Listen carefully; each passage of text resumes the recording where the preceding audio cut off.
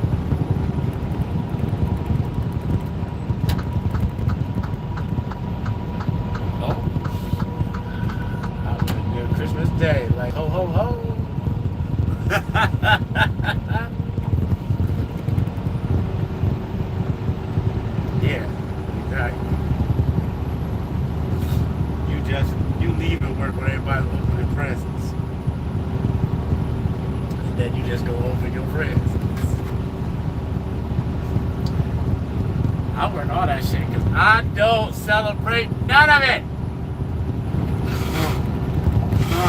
Because it's a lie.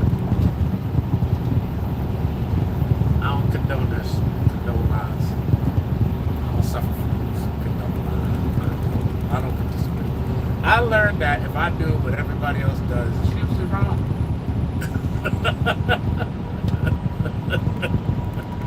It's usually wrong.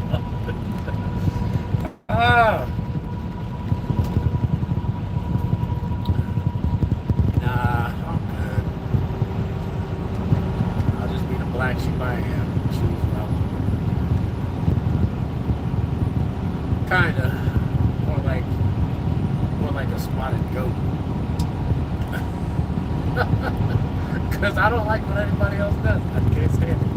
I can't stand looking like everybody else. I can't stand dressing like everybody. I can't stand none of that shit. I don't like it. I don't like it. I don't like it. Hell no. I used to come clean. I used to dress like somebody's. That's kind of all I had. All I had was polos and khakis. I used to wear polos, khakis, button downs. I had like sports suits and like track suits. I'd like loafers and fucking slacks. Like I like to listen. If I wasn't at gym class, I was coming comfortable. There was days where I used to wear bunny slippers.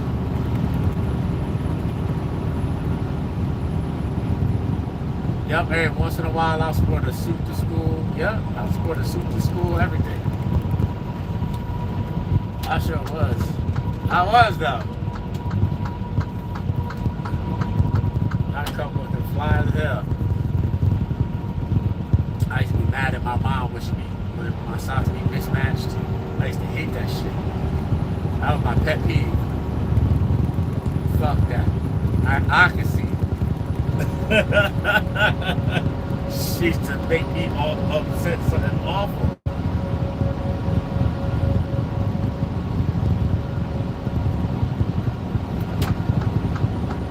Yeah, mama did good basketball. I was in. Then my son was the same way. He did not like anything that wasn't like coordinated. Now he ain't so bad because he's with his mom.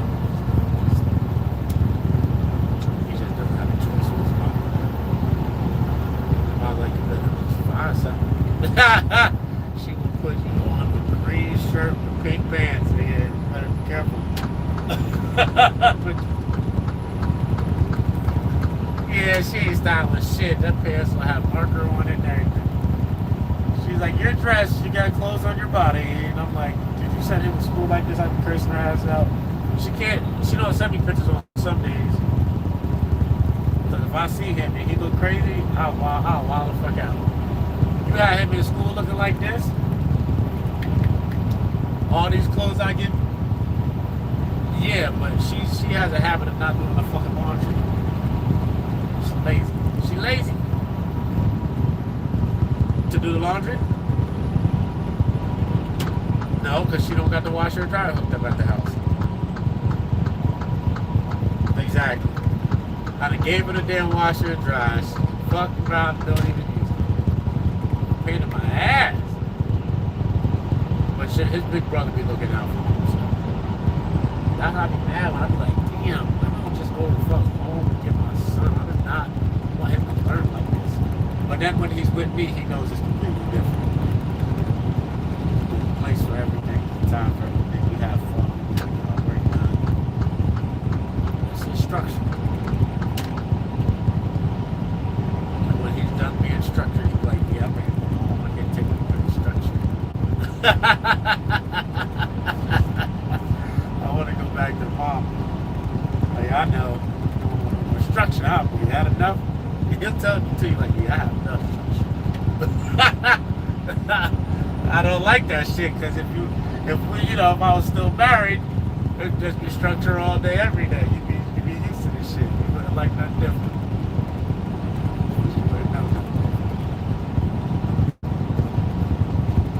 He used to be so bad up until 5 years old that if I took a different way home, we went to the grocery store, he'd be like, you missed your turn, Dad.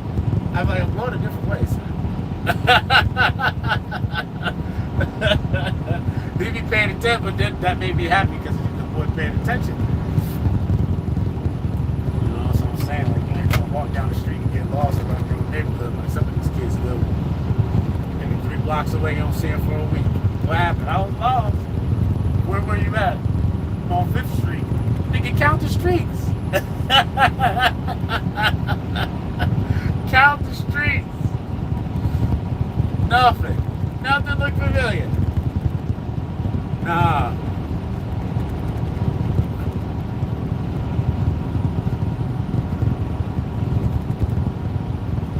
Wyoming.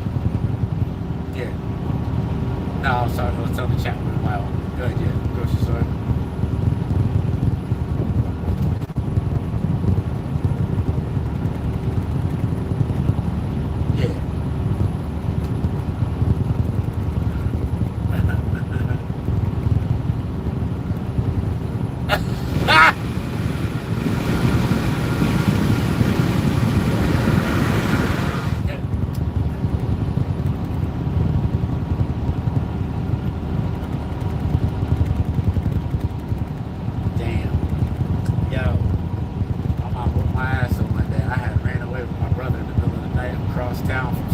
To Overtown, Easton, to my grandma's house. I was like 9 years old, and my grandma called my mom up because her and my stepdad were in the bed asleep, and my grandma was like, "Where's your children at?" She's like, "They in the next room sleeping." She was like, "Go in the room and check on them." I got a feeling there's something wrong. Yeah. I heard her through the phone. By the time she answered the phone, she was coming through my grandma's door. By the time she hung up the phone, she was already at the grandma's house. And that's when we had landlines. There was no cell phones. You heard click, door kicked open. She was like, "I'll kill you." I said, yo, she convinced to whooping my ass so awful. I ran away every week after that.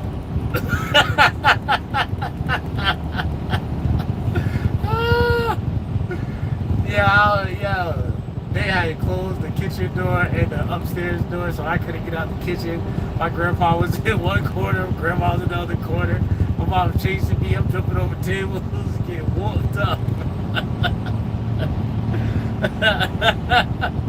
I tried to go between grandpa's legs to get through the door. He grabbed me, Papa. And grandma and grandpa didn't save me, they watched me get my ass whooped. They was just as mad. Because after that, grandpa whooped my ass too. Like, yeah, don't tell your mama where you ain't going. Something could happen to you and your brother, boy. We'll never see y'all again. I ain't never take my brother with me when I ran away again. I know that. Man, that's the lesson I learned. Not to not run away, was to just don't take your brother next time. You can stay with your mom and dad, nigga. I'm out. That shit was awful. Oh, growing up was so much fun. It was it was adventures. You had to learn. I was one of those kids that I needed paid to learn.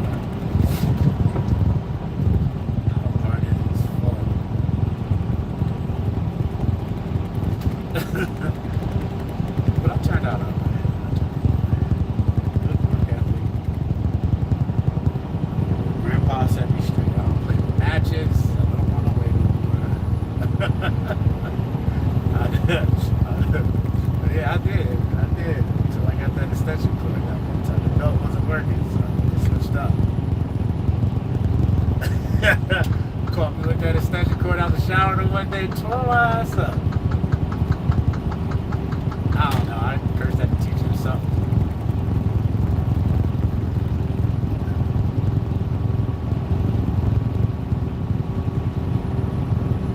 My grandpa, I cursed at the teacher one day and threw the chair next to the blackboard when she was standing next to it. My grandpa came to school and put my ass in front of the class. Yeah, grandpa's old school play that shit. Now it got me out and left what I was doing to come deal with your ass. You embarrassed me up in this school. You tore my ass up. I tell you what, I was the teacher's favorite student after that. Cause she knew all she had to do was look at me funny and call my grandpa. Grandpa Cash, James Cash, we'll put it on that ass real quick. He was holding me by one hand. Nigga held me up by one hand, took off his belt, and whooped my ass. And I swear to God, he put the belt on all through all the loops in one motion while I was still in the air. Fuck me up. Had me apologizing and so sorry.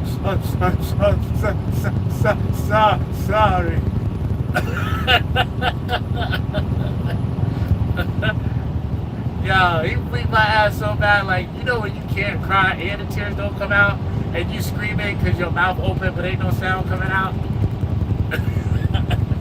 Fuck me up. I love my grandpa for that.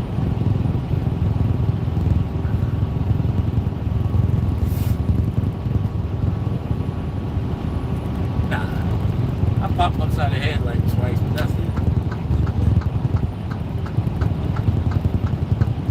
He don't like he be pissing me off when he wanna act like he ain't paying attention. Like, nah, he don't ignore me. Like, he'll be doing his homework or something, but then he'll start doodling, right? And I'm sitting next to him looking at him like, yo, get the work done. He'll do the problem and then do the problem. Like, yo, just do the work one after another. Let's go. And then he'll start taking long time to answer a simple question. I was like, is that -1? He's like, yeah. I was like, so minus the 1. And then I started getting frustrated. And then he'll be like, and then he'll do that little stutter shit, and I'll pop his ass. Like, yo, snap out of it. Snap the fuck out of it. Let's go. And then he'll straighten up, but that's about it. I'll never have to really do nothing to him. He's a good kid. It's just when he feel like he's done, you know. Like all kids, he gotta have a little fight in him. I'd be upset if he didn't have some kind of fight in him. I remember the one day he begged me to go to rock climbing and wouldn't climb over 3 feet. I was pissed. I was like, we holding the rope? Yeah, he did. But, you know, I was like, come on, we got this, buddy, we got this. So I climbed up next to him, and I was like, yo, just 1 foot in front of the other. And then I seen his whole body just locked up. And I was like, yo, talk to me. I gotta talk to me. He was like eye level with me. That's how high he got. So I was like, yo, you jump off of stuff higher than this. What you doing? He's like, I don't know. I just feel, and he started stuttering. I mean, you know me, I get upset. I'm like, yo, step out of it, little nigga. I'm like, yo, you got this. So I'll sit in a rope and it'll pull him up a little higher, right? And then he'll feel that it got him secure. And then he'll start climbing. And And I was like, all right. I was like, come back down. Do it again. Come back down and go up to where you was. Try to go one handle higher each time. Come back down, climb back up. Come back down, climb back up. And after a while, he almost got all the way to the top. But he would never get all the way up until probably like 2 times I took him to the other place. And he went to this other place all the way up, but he was younger then. It was like when he turned 7, he got scared of everything. I don't know what happened. Yeah, because when he was 5, we used to do indoor skydiving like twice a month. And then when he turned 6, he started showing signs of like just being scared of things. And I don't know if it's just from him being around other kids in school and they're talking about stuff. And I'm like, damn, when did you get scared all of a sudden? Like, because it was troublesome for me. I was like, yo.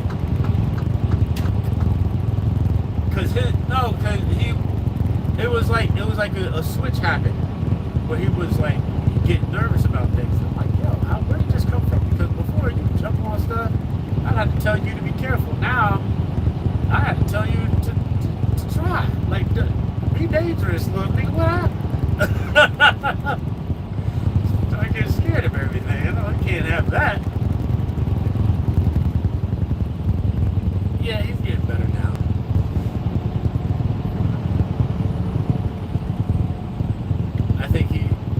I think before there was no comprehension of being scared.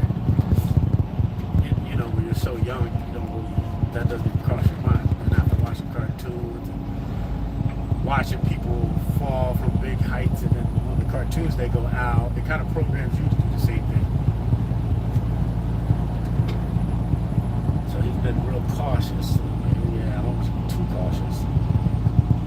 You got to get your confidence back up. So I started taking doing stuff that builds his confidence. Jump off a swing, shit like that. Tech roll off the top of those, off the top of the slide. Like, come on, your body can handle these things, and you're fast and strong enough to do the monkey bars. You're not gonna fall. Grip. That's all those stuff. Man. I don't know what happened to kids. I'm like, man, I didn't give you soy milk.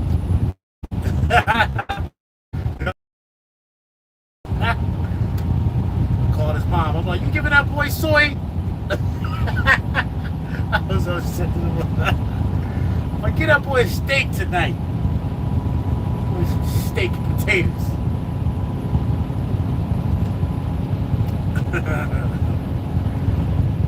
Feed my boy hamburgers all day. Let's go. Steak no 49. Just pick it up and chew it. Just pick it up and chew it. Nah, I cooked it for him.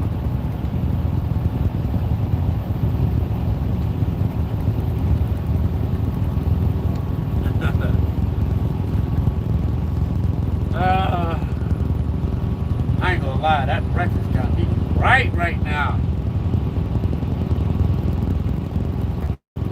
No nap. I didn't eat that much. I didn't eat the whole thing. I could have, but I didn't. I don't see. But I just feel really good. I feel good. I feel really chill. I feel like today's gonna go by quick.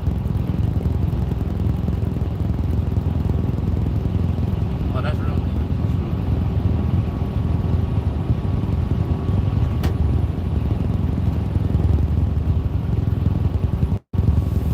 Drive all day today, tomorrow, and Tuesday.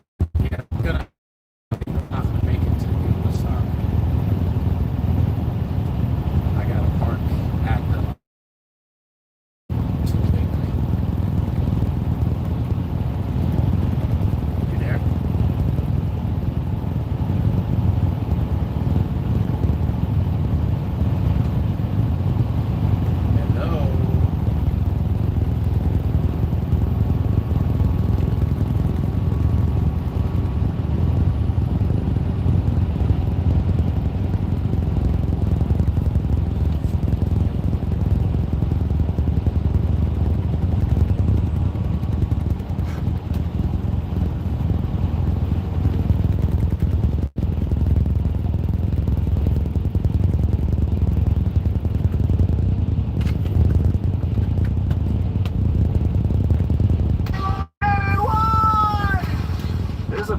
way to get a fast small business loan. That is white. No way. Is the center support bearing? That is really the tie rods. The ladle.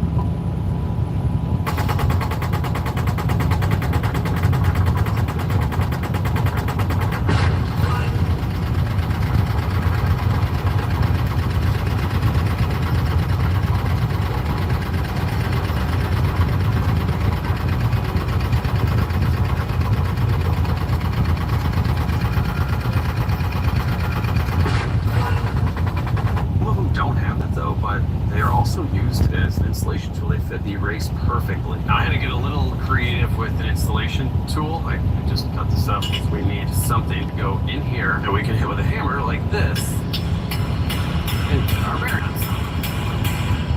That's going on really nice. We'll get this bearing on and then I'll show you what this is from. All right, she is pressed on. Spinning perfect. Looking good. So this used to be part of this. Coincidentally, I have my turbo Jeep on the other lift that I'm working on at the same time. But if you guys remember, it came with a really cheap cold side that was made of steel, and I don't think I'll ever use it again. I ended up going with the V12 twin turbo Mercedes intercooler, and I went air to water with the heat exchanger up front. So yeah, this is the tool now. I just slid the shorter drive shaft into the longer, and if you remember, we had our marks there, so good to go. And this piece here, it's so you can. I was waiting for you to call me back because I didn't know if I didn't have signal.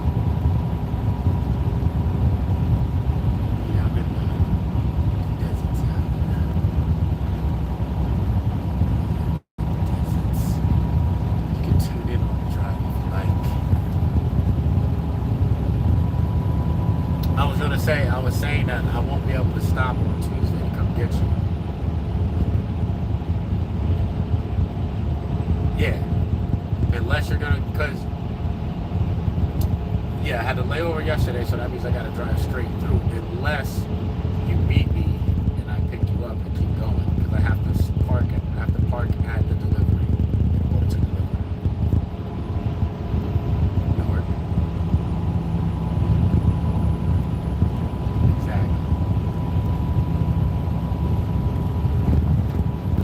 No, you wouldn't have to park in Newark. You'd have to come to Easton where I park my car. So I can pick you up. Ah! Alright, cool.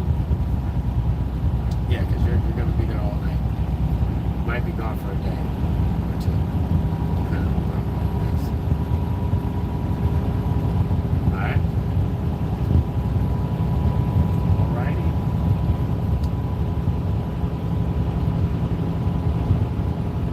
I don't got my cheese in the truck.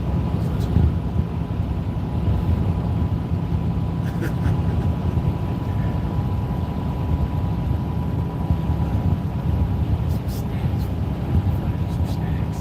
I'm gonna have to find you some snacks. Speaking of snacks, I gotta take my ass to the grocery store.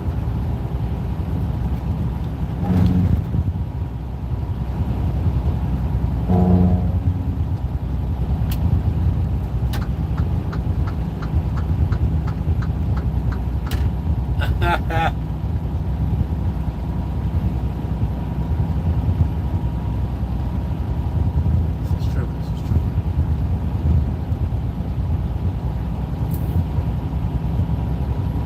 Okay.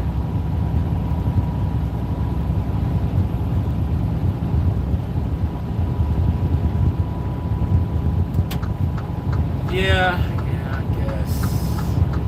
I have to start going back to the regular grocery store.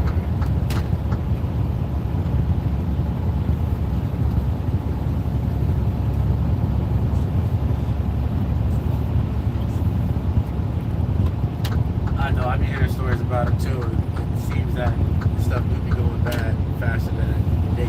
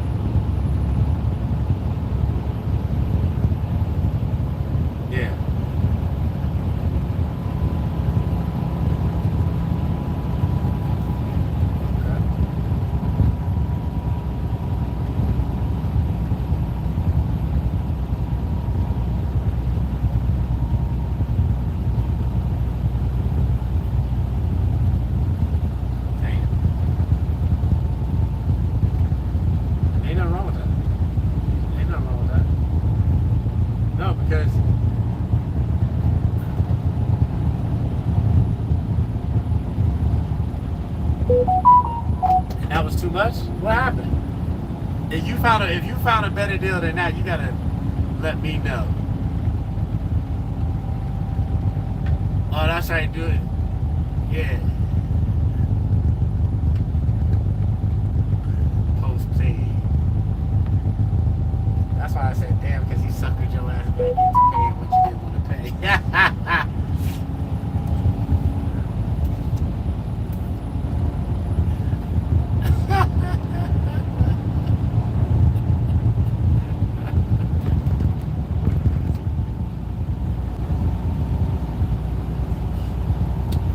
Listen, I was thinking about dropping all this shit and getting $15. But then I'm thinking, yeah, if I do that and I can't get reception in the places that I'm at, I'll be fucked.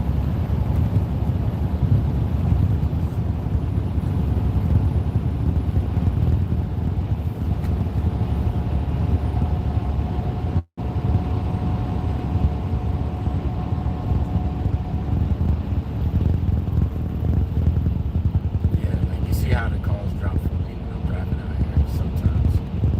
Like, if I ever get into a spot where I'm broke down and I can't use my phone, I have to bust out the scenic radio. And if ain't no one around to hear me, I'm shit out of luck. No one around to hear me to relay. Nah, I need a different radio for that.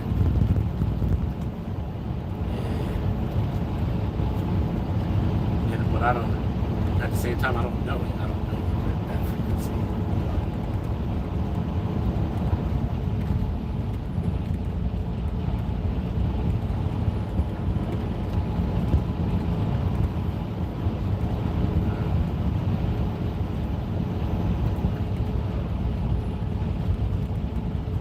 Some buildings are just built that way. Like, ain't shit working in the buildings. Nobody falling.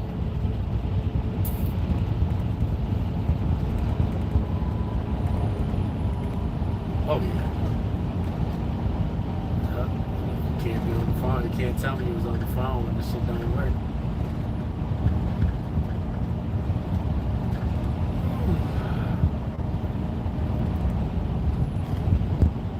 This little rest stop where I'm passing by, if you walk around the trail, there's prairie dogs. They pop out the holes when you walk by. It's funny. Like little whack-a-moles. They just pop out, look at you, they go back in, pop out, look at you, see if you're gonna throw some snacks their way. I don't think you're supposed to, but I guess people do because they be popping out, they real friendly. They see you don't got nothing, they ain't messing with you, they got home.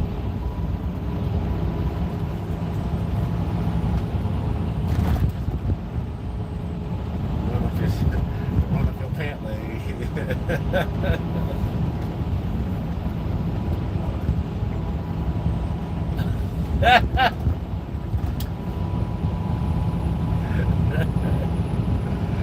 Nobody want to get bit.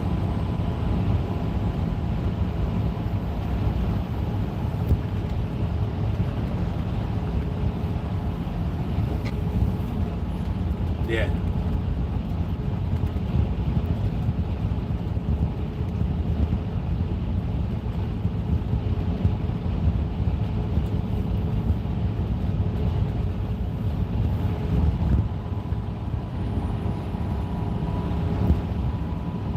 Uh-huh.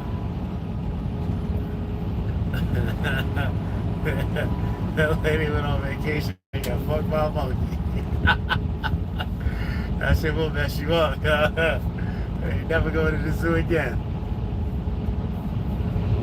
The monkey humped you and took your purse. Now, what happened with the black lady with the beard?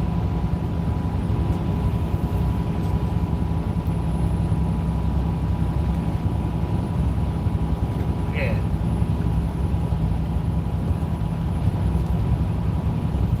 Act all scared, yeah. Are you ready?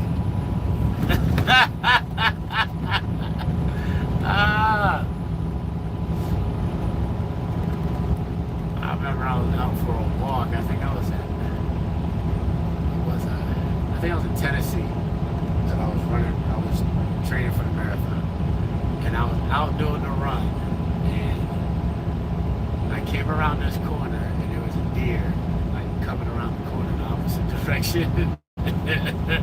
And we didn't see each other until we seen each other, right? And it was nighttime. And we definitely did, yo. Cause I looked at it. It looked at me like, and we both looked at each other like, oh, thank God it ain't a bear. Yeah, we just stopped and made eye contact. And then I stepped slow and he stepped slow. And then we kind of walked past each other. And then we both took off running again. It was funny. It was just so weird. I ain't never get that close to a fully grown deer in my life. Out in the wild. I hit one deer ever out of all the miles I've driven, and that was in Pennsylvania up on Route 80. I remember this well because I had a Freightliner, and it had all those motion sensors on the front and shit, and it cost $3,000 deductible to fix that fucking front of that truck.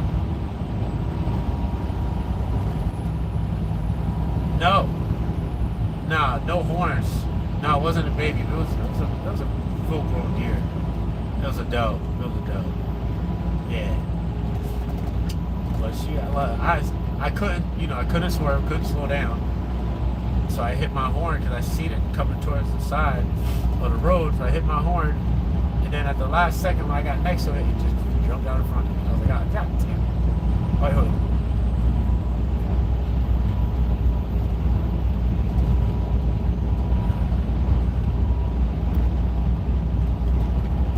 Yeah, it's like they gave up. It's like they surrendered to the predator, even though I wasn't even coming to surrender. I was sad because I ain't never hit none before.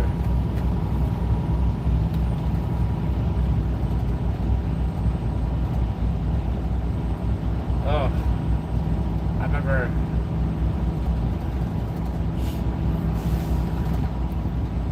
Yeah.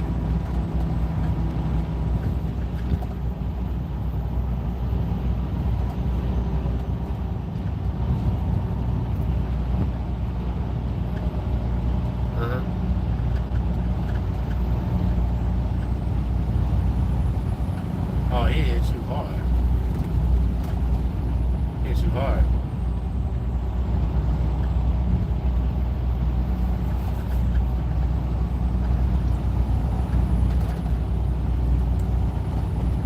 I got a free pizza the one day someone slid into the back of my car in the rain. A free pizza. This pizza delivery driver was driving from Domino's. I think it was Domino's. Yeah. It's like, don't tell my boss.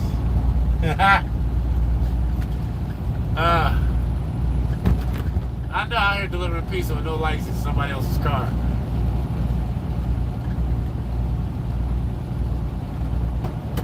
I ain't mad at you, nigga. What you gotta do? Yeah. People ask me, what should I do? Do what you gotta do.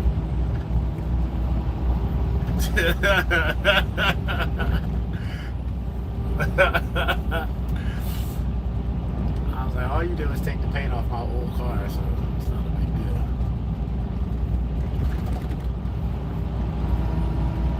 I didn't want to be, but it is what it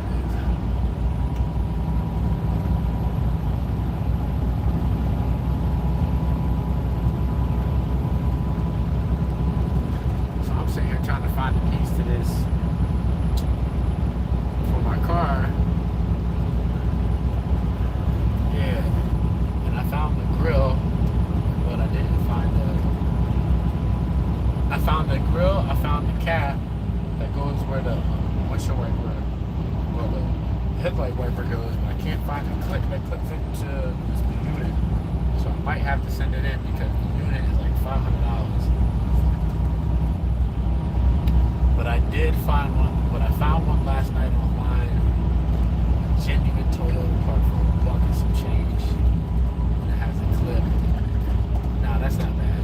So I'm trying to talk the dude down for the grill.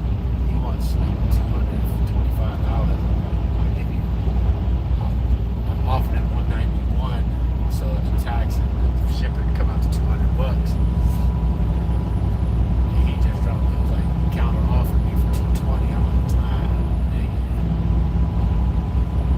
So I'm gonna hit him with $200. So maybe no tax and everything will come out to about $220.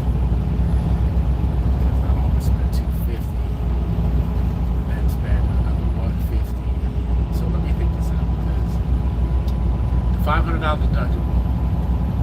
If I were to pay $150 for the unit, another $40 for the clip, that's $200, and then almost $250 for the grill, and then have to put it together myself. I might as well just pay the fucking deductible and drop off the car. That's it. I'd save $70 if I do it myself. But I have to find the time to do it myself when I can just pay that.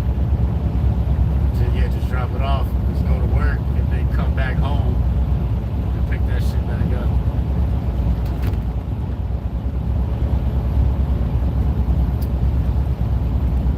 Yeah, maybe I can call him up. Maybe Tuesday when I go by the school. We can drop it over there. And then head over to the delivery.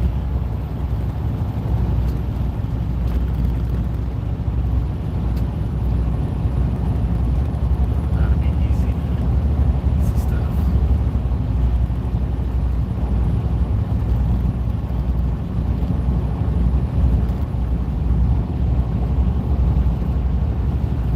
Ah, sugar snaps. I gotta pay the car. Oh, I got the phone bill, car payment left. Phone bill, car payment, car insurance. And that's it for the long for massage job.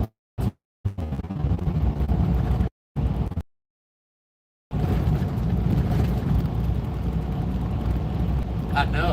And I'm trying to keep that shit like that for as long as I can until it's time for me to get this house on this full unit.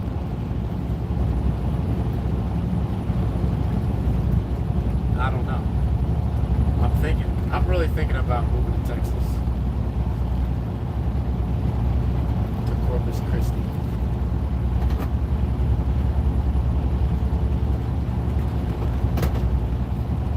Warm weather and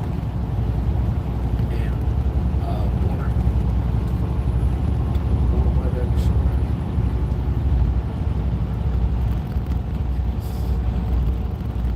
It's dry, it's hot. It's really nice down there. Far away from everything in the world, which I'm always far away from.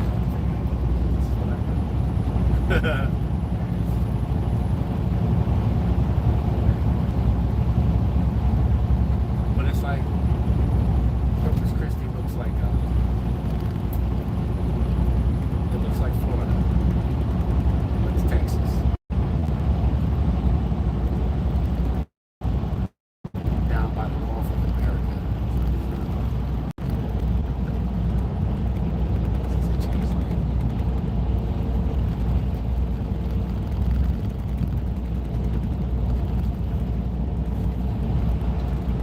That spot, and then there was moved my business to Montana,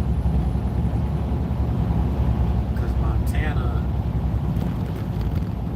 I was thinking of these two places, yeah, because Montana's really good for to have your business and tax incentive is really nice to have a business out of Montana.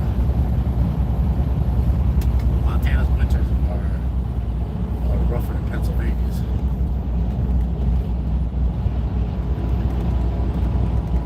Yeah, it's right above Wyoming, so basically where I'm at now. Tennessee's too. Montana's the width of Idaho and Wyoming. So that should take like, I guess that'll be about 8 or 9 hours drop across.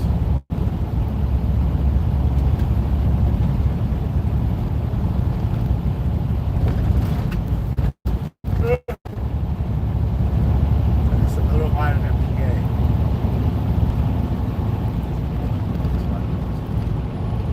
Doesn't mean it takes about 7.5 hours. Yeah.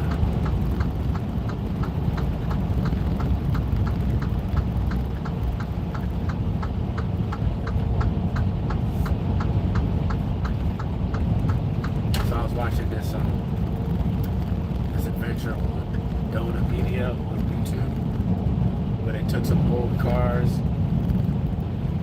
and outfitted them with some off-road tires, and they took an off-road path across the United States. I mean, there was some highway driving and some street driving, but a lot of it's through the hills and backcountry and stuff. That would be an awesome fucking ride. I would love to do something like that. I gotta finish my Toyota. Put some rock sliders on it and some running or something. What do you call it? Yeah, rock sliders underneath and some running boards on the side. Some heavy duty steel running boards on the side. I already did the suspension. I gotta change the brake on it. And I want to put a roof rack on there, a nice rooftop tent, and start going on some camping adventures. I really want to go camping out in Flagstaff, Arizona. Hit the trails back there. There's a couple of places I want to take the truck and go off-roading. They have a thing called Toyota Jamboree in Texas every year. I would like to do that or something like that.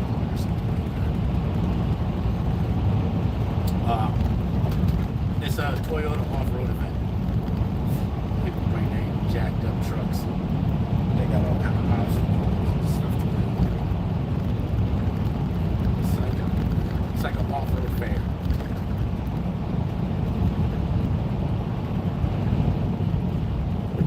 No, I haven't done it in a while too. I haven't gone to the hill climb over in Williams Township.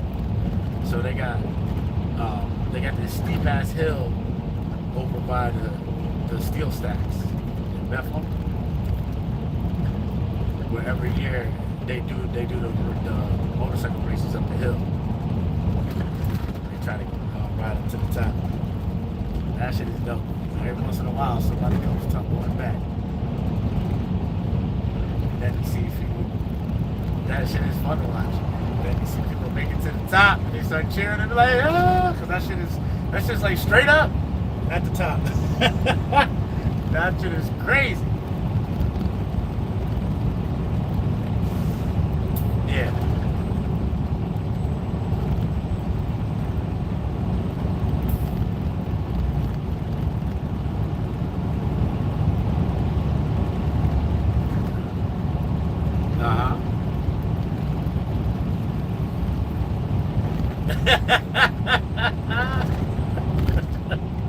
Said just punch it.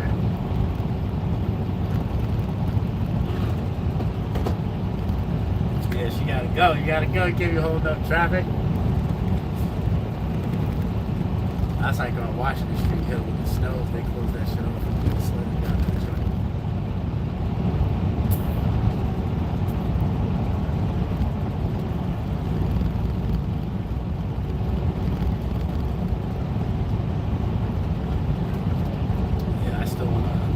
There's still a few things I need to purchase. I need to purchase the steamer and this upholstery shampoo, which is an extractor, so I can detail my car.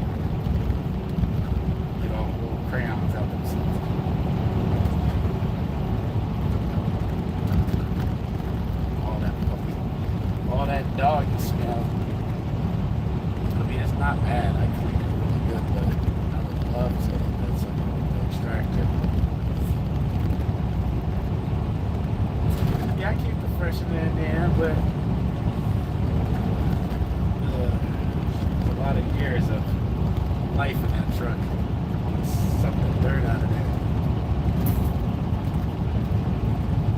I had my Mastiff in the back.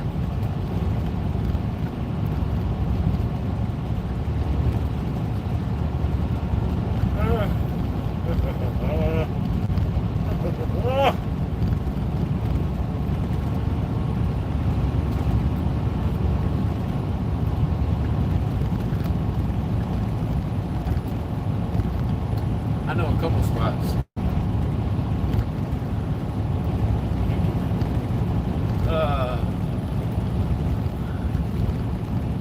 So it cost me about $1.50. I had 7 windows to do.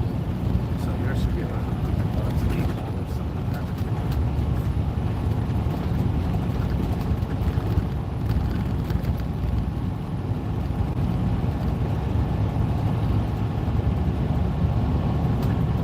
Shine Tech will tint your windows. They're a little expensive. Shine Tech, yeah. They're a little bit expensive, but they do a good job. I sent my car here to get detailed. They did a terrible job. They did a good job on the tint. I had one window retinted, just one window. And that window, that was my back window. And I need to get it retinted again.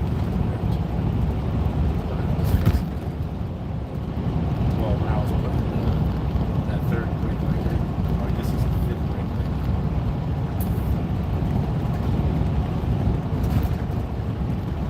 I put that black support light in and change it.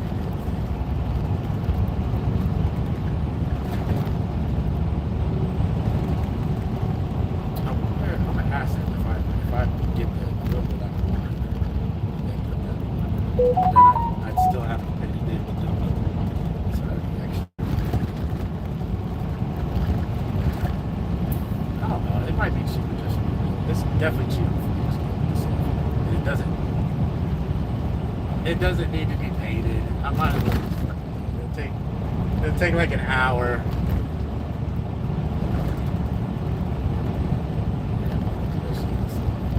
Shut up. Yeah, I'm gonna drop that shit off and let them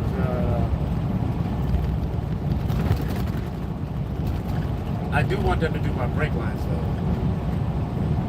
Because I really don't want to play the brakes.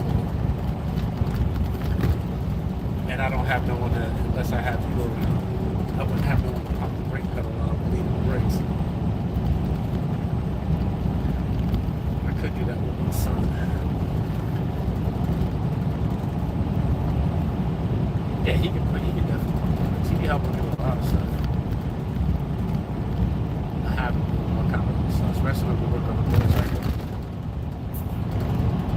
That's my unscrew and re-screw.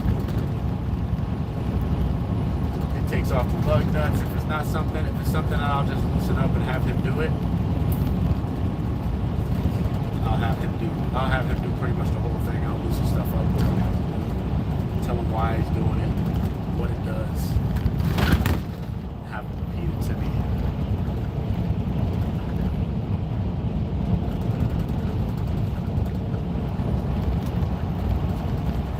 Even though when he gets older, he's probably not gonna have a car you're even allowed to work on.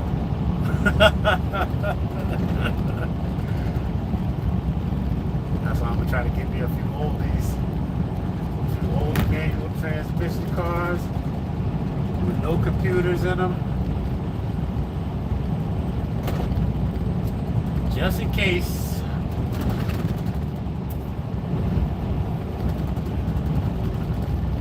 Just in case the world gets like that. Because they were talking about not letting people own their car anymore too. Not letting you own the car. Like, it'd be like subscription based. Now you get the new BMWs, it has everything in it, but you gotta get a subscription to use it.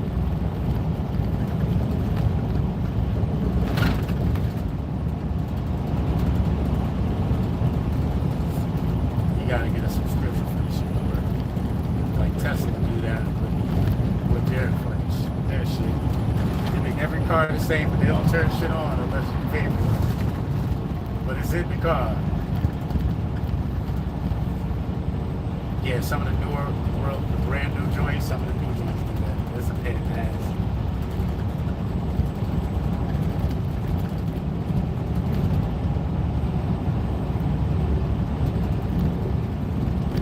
I don't know, I just like whatever stuff. So, traffic.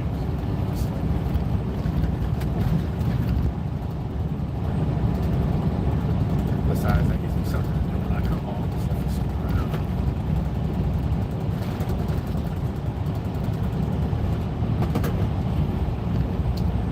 I have to take a vacation soon. Like, I have to. I gotta get this shit together. I gotta get caught up and just take a break. Pay for a hotel for a week, take a break, go on a motorcycle, get that shit done, go for a ride. So I can start next year fresh.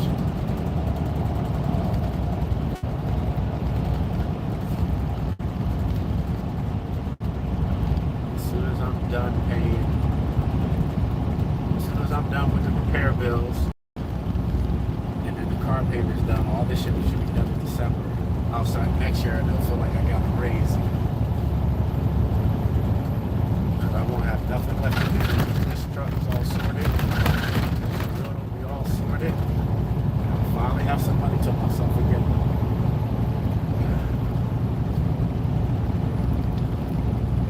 It's gonna be so good. So good.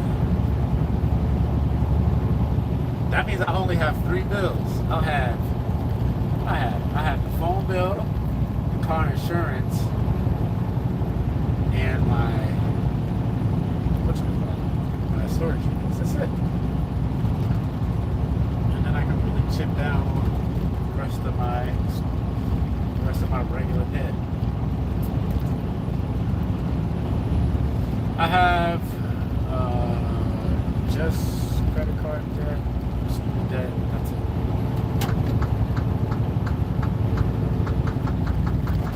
Yeah. That got out of hand earlier this year.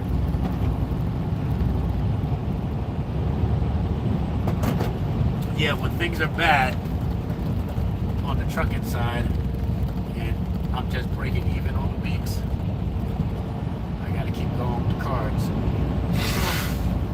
So sometimes they get used up and then replenish, used up, replenish, used up, replenish, and the cycle continues.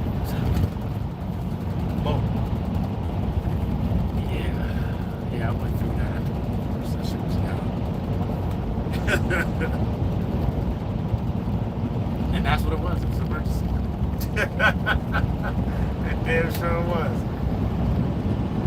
Yeah. And that's why I need to pay them shits back so I can have them again.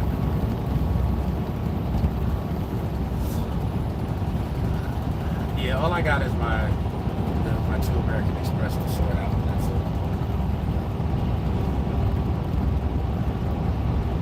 I miss that platinum card.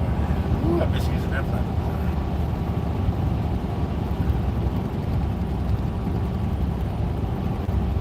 Pull that shit out. I could be served. I was like, okay. All right. A second ago, looking at me all funny. Following me through the store.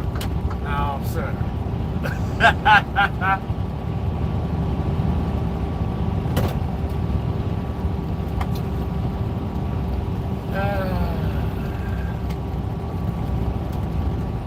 It's a good life. It's a good life.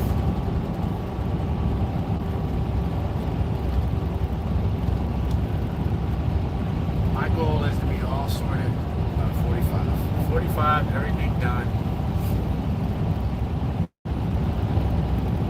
Yep. 2 more years. I don't have to push too hard. Just keep it going. So it'll be 10.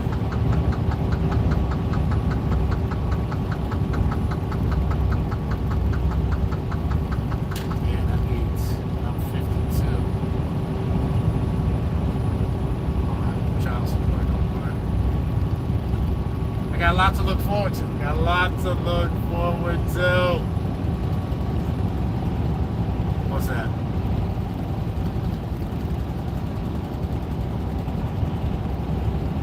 It's different when If you live with me, I don't have to worry about that shit.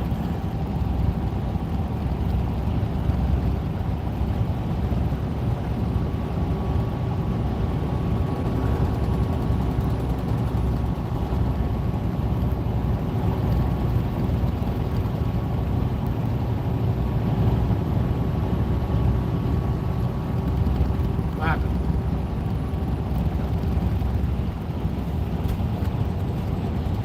I bet you do. That sounds like something you like.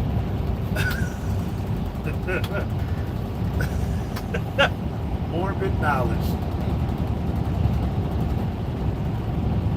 Go ahead. Go ahead. Tell me this morbid ass story.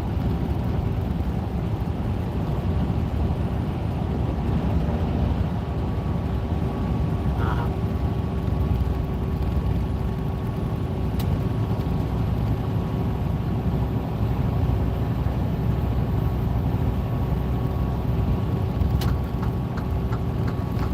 Okay.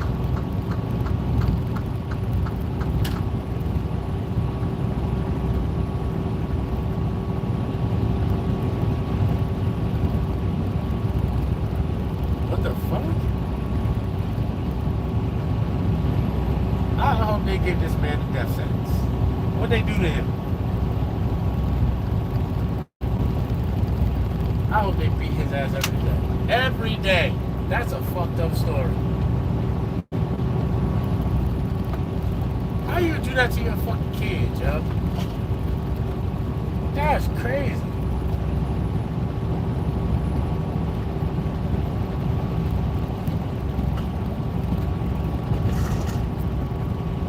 Damn. Well, my life is really good. That's great.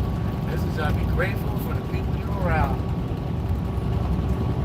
The old people be your worst enemy sometimes. You gotta get away from them.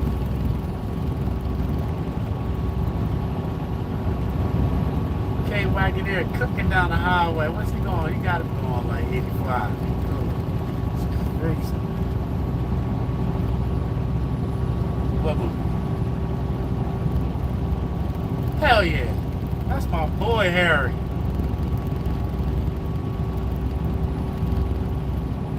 Big Harry, yeah. That big black wolf is huge.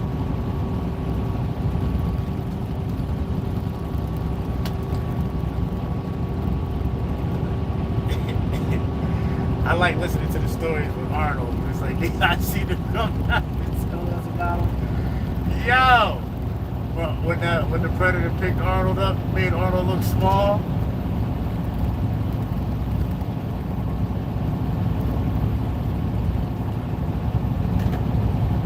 Who?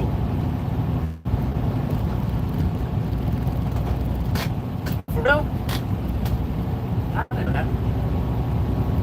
You're too small. But Van Damme was that dude back in the day, yo.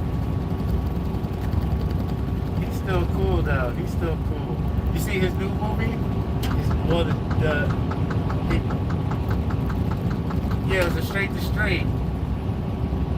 It was Van Damme. It's just him. He's in the statue. He did this Volvo truck commercial. He did the split between the two trucks and shit.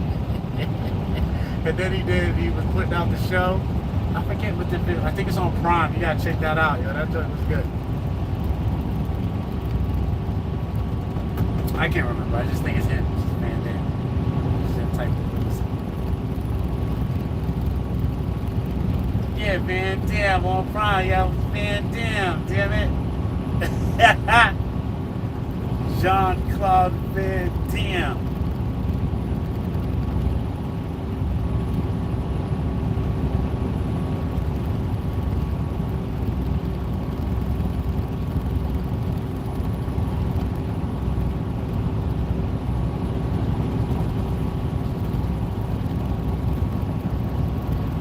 Join that. Yeah, JCVD. Jean-Claude Van Damme. Van Damme split personality. No, that's not the one. It was JCVD.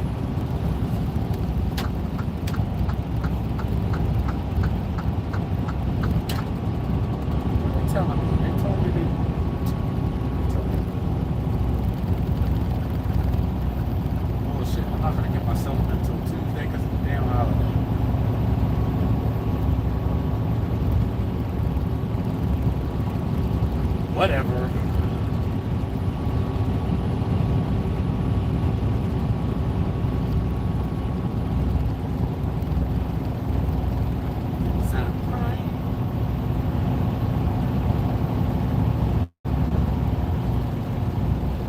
What's that? Oh, where he's screaming at people? Marlon Payne, the mean guy.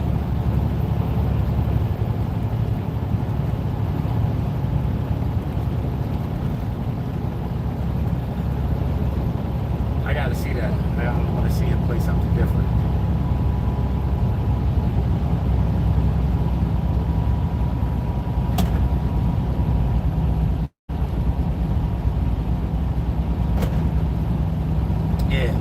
Like Adam Sandler, he's good with that.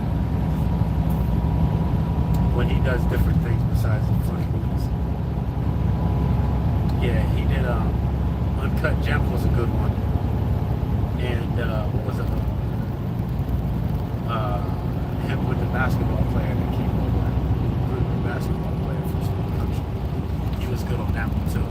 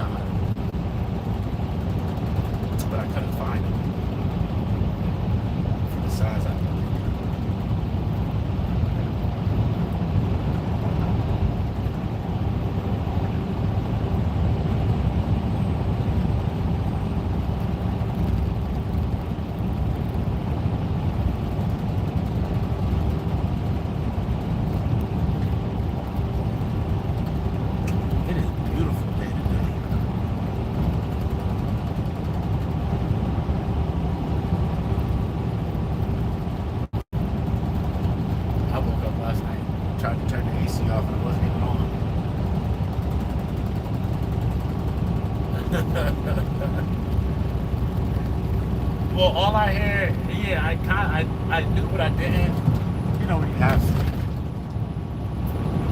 And all I hear is the drone from the refrigerator.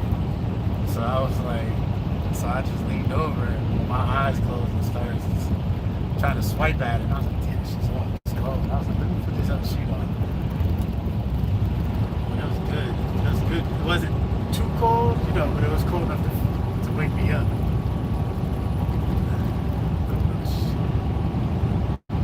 It get cold as fuck in the wintertime.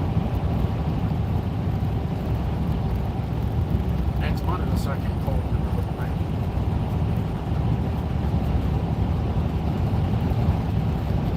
Yeah, in August, that's when it starts. Yeah. I remember it used to be so cold during Halloween that you had to wear your jacket over your Halloween costume. Now people got a Halloween costume. You gotta make your Halloween costume in the shorts. Come outside in October. Yeah, because it's been hot.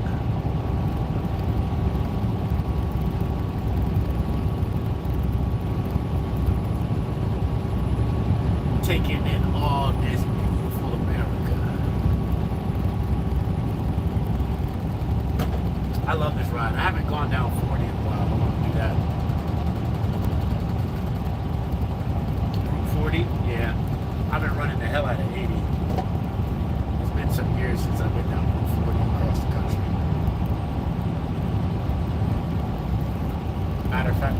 last year when I went with, no, not last year, the year before that, the year before last when I took my son.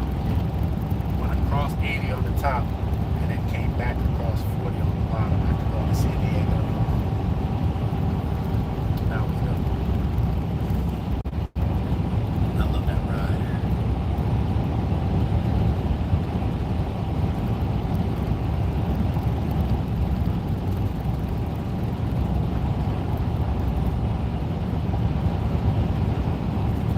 I still want to take this ride in my Toyota. Pulling a camper or something.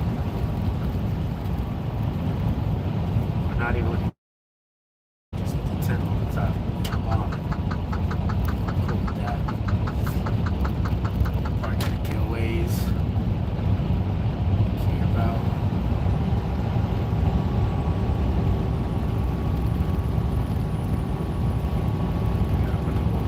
Roof rack. Let's go.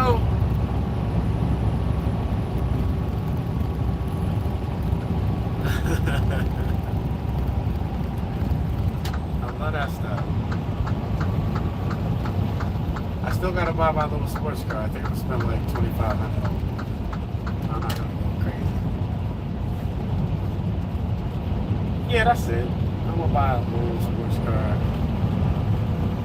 Yeah, it ain't 25,000. I'm not gonna go buy like a new Miata or nothing. I'm gonna buy something else. I'm gonna buy something I'll put a Corvette motor in it. So it moves. About old 944 or Renegade motors, adapter kit, put a 5.7 LS engine in that shit. Go cook up some highways.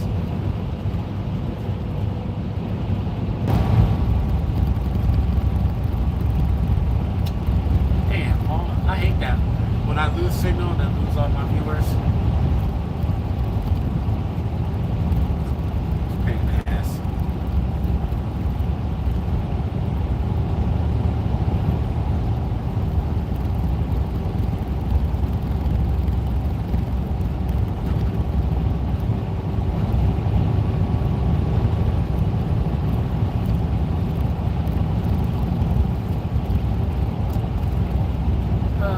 Man, I might have to just start going to the grocery store daily,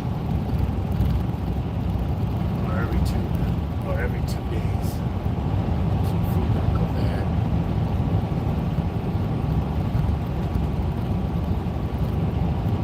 I think that's for the best also.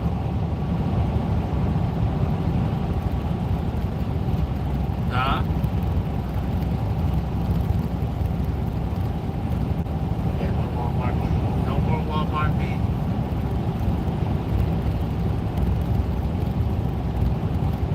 I need to up my protein game.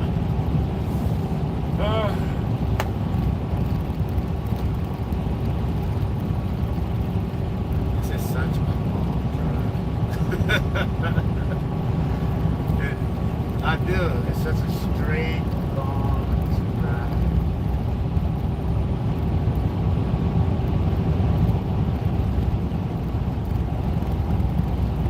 1 a.m.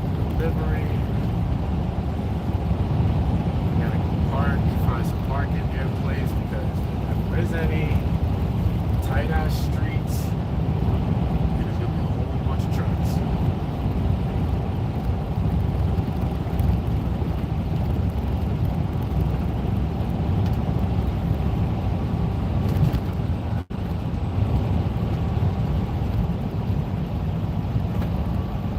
Now as hell.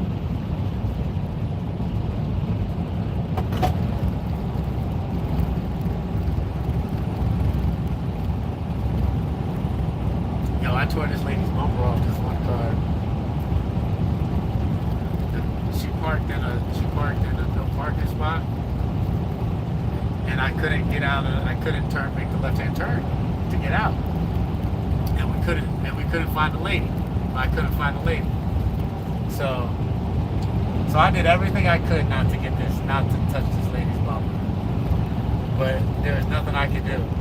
So then the police came, and the guy shows up, and the lady shows up, and the police are like, so why did you park your car here? she's like, I wasn't gonna be long. He's like, but this is why you don't park your car here, right? So the cop's like, it's not your fault. You could have tore her car in half. It would have been her fault. Like, and I was like, all right. So, so I apologized to the lady, you know, and I popped the bumper back on because it popped off. It was a Honda. You know, they just unclip and clip back on. There was no screws or nothing. So I slapped the bumper back on for her, right? And then the guy comes and he tears the bumper off. And he started yelling at me like I was wrong. I was like, yo. I was like, you see that sign? It says no parking. You're wrong. And I was like, I'm sorry your car got fucked up, but it is what it is. That's what insurance is for. So I'm trying to make the left, and I'm like, so I'm talking to the cop. I was like, what about these other 2 cars that are parked illegally on the corner? He was like, hey, they shouldn't be there, my guy. I didn't see nothing.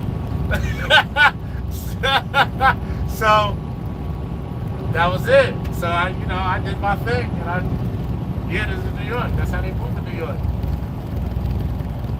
They don't give a damn. Like, you shouldn't have been there.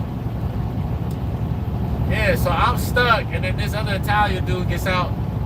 He comes down the street, gets out behind the truck. He's like, you wasn't gonna tell me that we were stuck? You was just gonna let me come down the street? And I was like, so what am I supposed to do? Be on both sides of the fucking street at the same time? And he starts walking, he's like, what'd you say? I was like, you fucking heard me? Then the cop steps up, he's like, go back to your car. And back down the street. Before I arrest you. I'm like, what the fuck's wrong with this guy? And the cop's looking at me, he's like, I don't know, it's fucking New York, what do you want? Right? Yeah. I was like, yo, this dude is fucking starting hollering at me. Like, I'm stuck too, you cocksucker. Like, get out of here.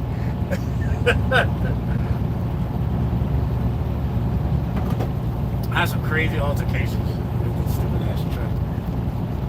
These people being weirdos. Somebody pulled a gun on me over a parking spot one day. This shit was crazy. Yeah. So the truck driver was parked in a paid parking spot, and all the parking spots were full. So I was going around with the TA security, and we was looking for a parking spot. So we were seeing who didn't pay for their spot that was in the paid spot, so they had to move. So the guy comes out. We're knocking on everybody. Well, I didn't knock on nobody's door. The TA guy was knocking on people's door. Like, yo, let me see your receipt for your spot. The guy showed him receipt. We go to the next truck. Receipt for the spot. The guy shows him receipt. We go to the next truck. Dude didn't have a receipt, so he's like, you gotta move. He's like, I'm not moving nowhere. And we're like, well, the guy goes, this is paid parking. And he clearly has on the attire to work, that shows that he works there, right? So he pulls out his gun and he puts it on his lap and he opens up the door. He's like, I'm not moving nowhere. We're like, you're gonna leave. So I stepped up. I was like, you're gonna leave. He's like, because I'm gonna call the cops. You don't pull the gun on us. You ain't a paid parking spot. You're not fucking supposed to be in. You ain't gonna shoot nobody. You gotta go. So he's like, do what you want. Call the fucking cops. So I call the cops. Cops show up. So the white cop goes to the white dude with the gun. He's like, did you know this was a paid parking? He's like, I didn't know it was a paid parking. So the cop turns to me and the employee, and he goes, how is he supposed to know it was a paid parking? Right on. Gotta move. Yeah. Now we all started laughing, except for the dude with the gun. Which you can have a gun. Like, it wasn't like he couldn't have his gun, right? So the cop's like, listen, man. He's like, you knew he wasn't supposed to park in a fucking parking spot when you didn't pay for the parking spot, so just move. And why would you pull a gun on somebody if you park? He's like, I thought they were gonna rob us. I thought they were trying to rob me. He was like, this motherfucker got the TA shirt on, and all of a sudden now you're trying to get robbed. The guy got a TA shirt on. You parked in the spot that you said you didn't know was a paid parking spot, but you could drive it for how long? We're like, yo, just move your fucking truck, right? So he ends up leaving, all embarrassed and shit. then I park in the spot.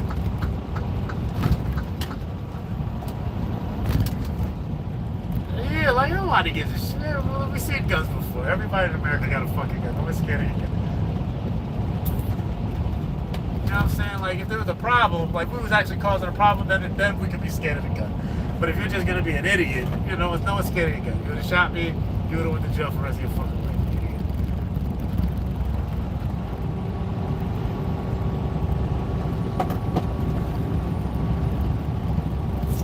My son would have got paid. That's just the way life is, I guess.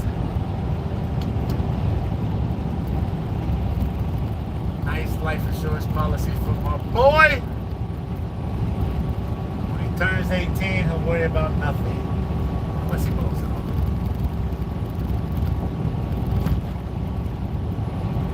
That's why I give him installments. Can't have a lump, but you get the dividends off every year. I don't mind that. But you'll have some money, boy. Yeah.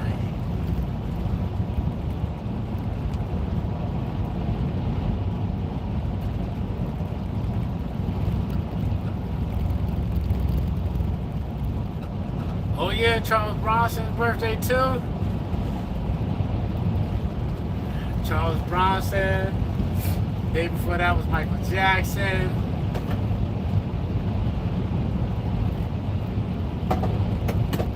Yeah. Yup, it was my grandma's birthday. My nephew's birthday. Yup, grandma and my nephew, we all in the same. And great grandma.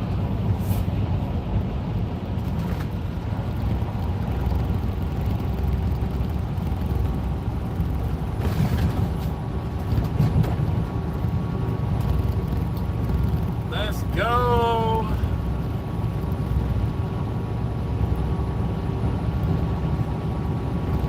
Nice clean truck with a nice light splatter of bug juice. This should have looked like it didn't even get washed. Another 1,000 miles. I need to do the ceramic coating for this truck. So it puts it just adds a protective layer of ceramic after you wash and clean the truck, buff it, and it'll let dirt not adhere to the paint like it normally does.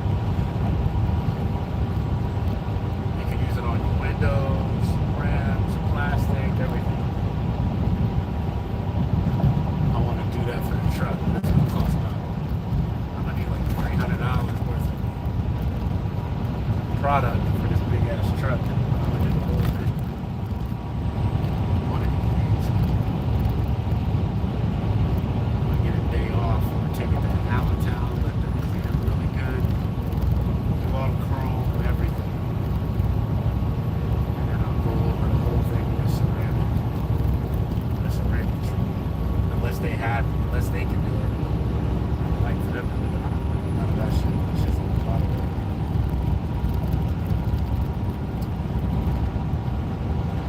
Rawlins, Wyoming. I walked all around this little town too. That shit was awesome. Yep. I don't know. Like it's almost like you're exploring when you go to all these little towns.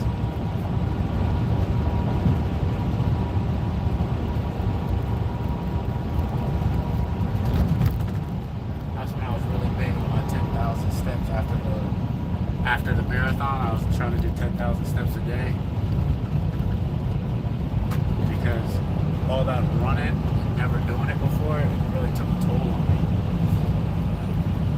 Like it really messed my joints up. But then it showed me where I was weak at also. It showed me where my hips and my knees and my ligaments, which part of me was stronger than others. It helped me get balanced. Sometimes you gotta push yourself to know where your breaking points are so you get a little stronger.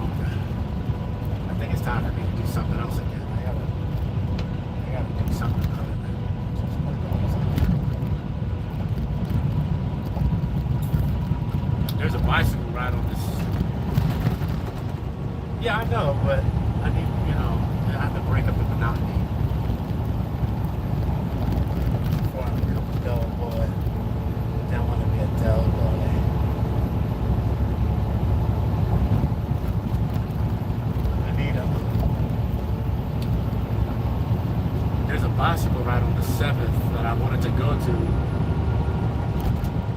Another ride through Manhattan, Bronx, and they go through the boroughs. Like 20 miles or something like that.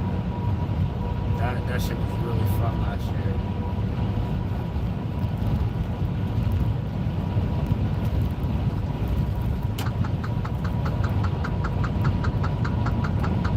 Chris Tucker's going on the 31st.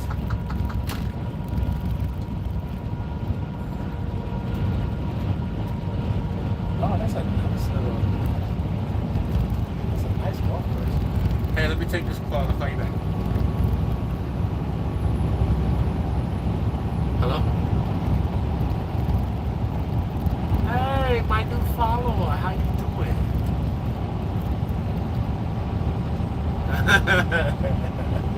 What's up with you? Parking lot pimping? Oh, you should not be out there smoking the devil's lettuce. Says me.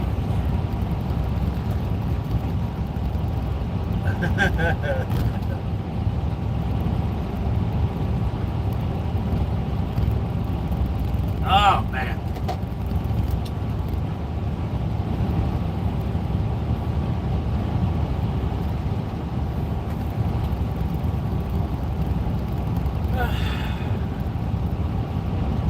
Are you ready for that? Are you ready to allow Jesus in your life?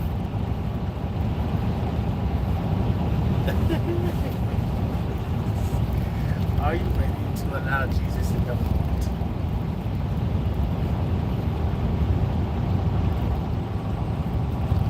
Oh, okay, here we go. Tell me why you match,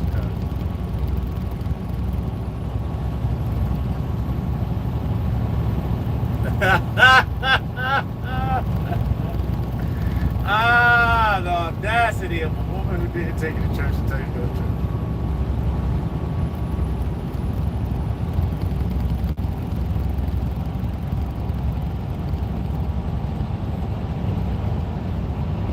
Yeah.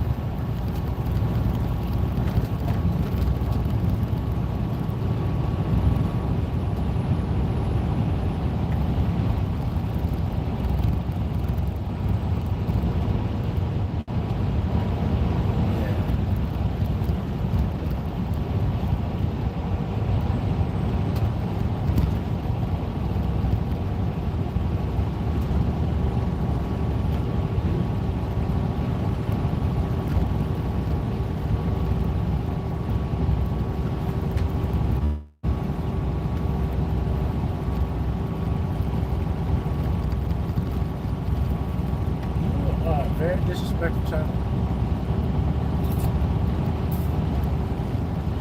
It's disrespectful. All you had to do is say, okay, mama. You gotta be so confrontational. You gotta be so confrontational. All you gotta do is say, okay, mama.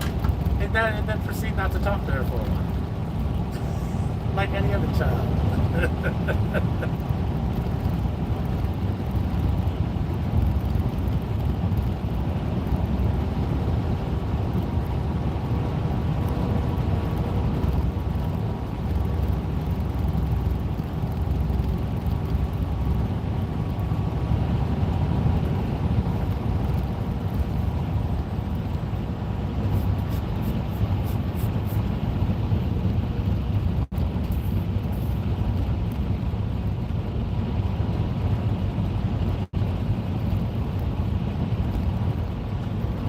question in itself isn't disrespectful. It's how you say it.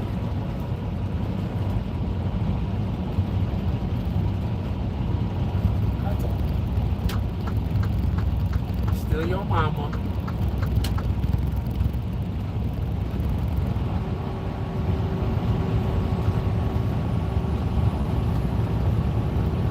Okay. Well, I don't want to get between that. Yep, you told me. How'd that turn out?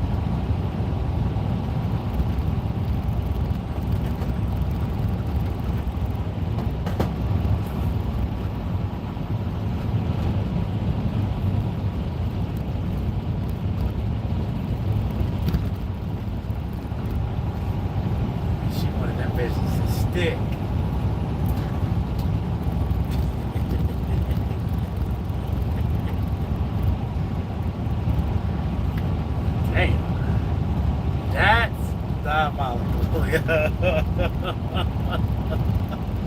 Glue your eyes shut. Glue your own eye. How do you get? Huh?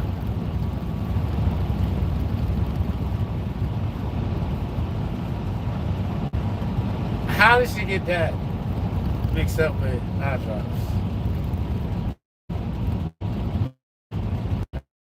She needs some attention, I guess.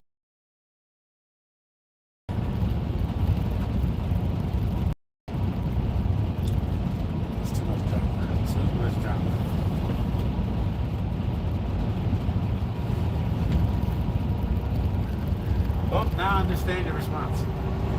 I'm glad you put it all in perspective for me. That response was perfect.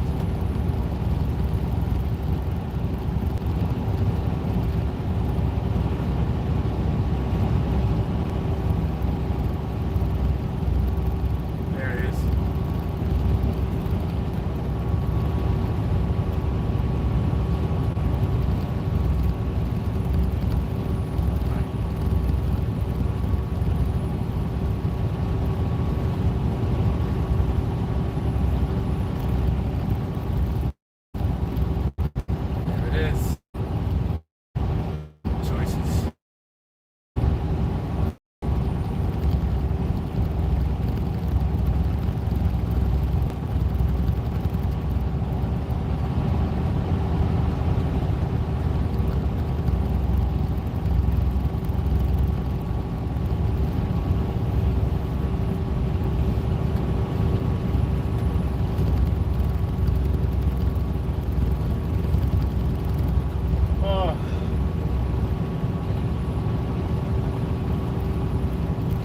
So how the paperwork coming?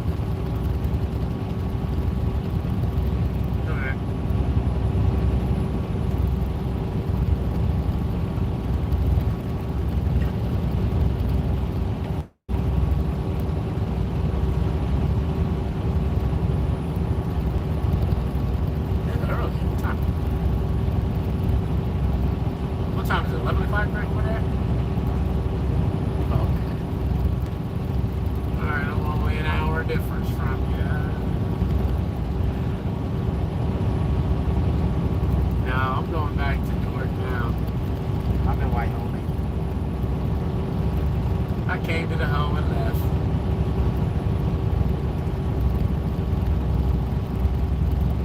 I'm gonna make it to Omaha tonight.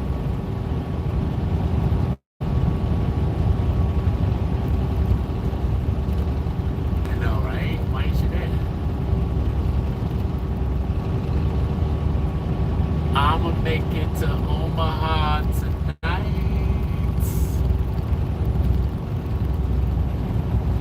Get an overhaul in Omaha.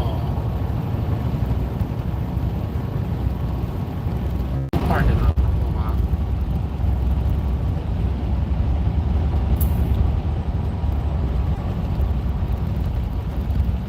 You did? You never told me. Guess that ship sailed.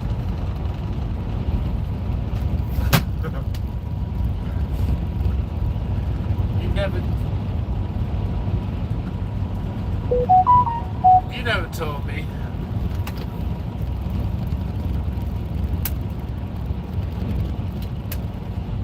You didn't even tell me you liked me.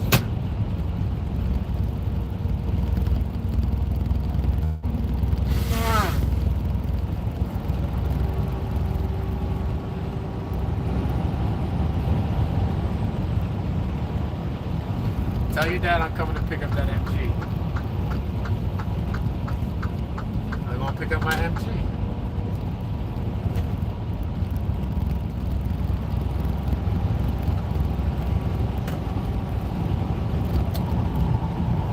You told me there was a little MG over there waiting for me.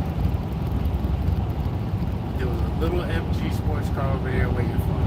Come get it. I'll be there tonight.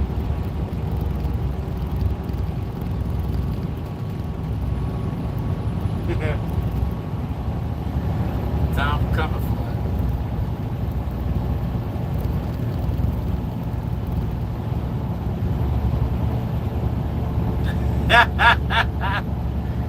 You gotta let me do nothing taking that shit. I'm like, Jakar told me where the keys was.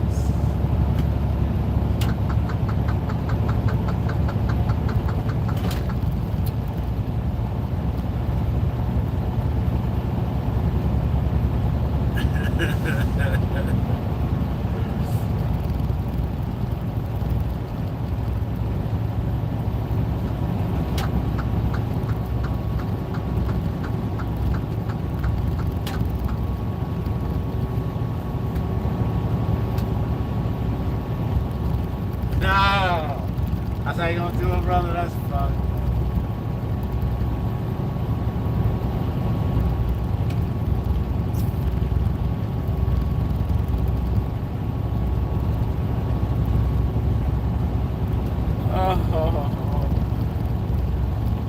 Huh?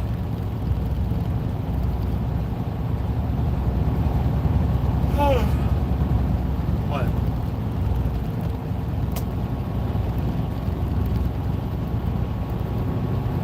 Okay.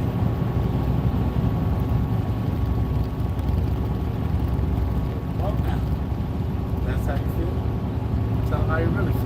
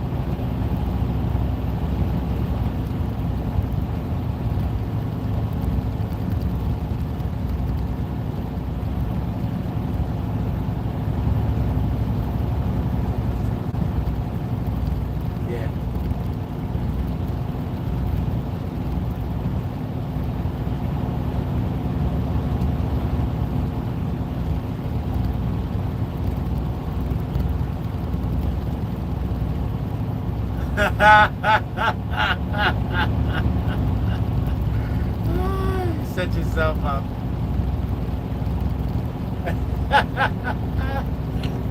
You should have known his hit it and quit it baby mama was crazy.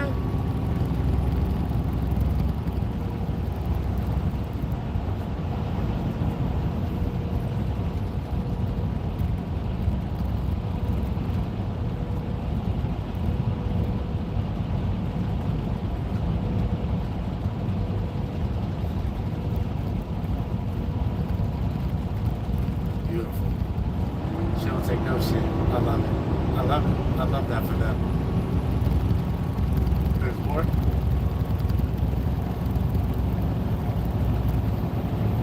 You can't be smoking without her.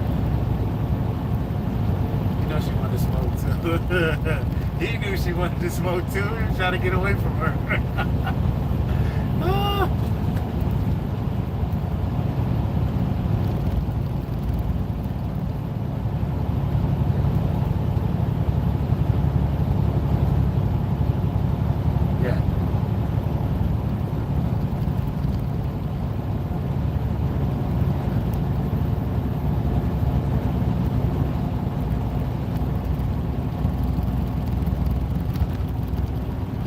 He know the rules.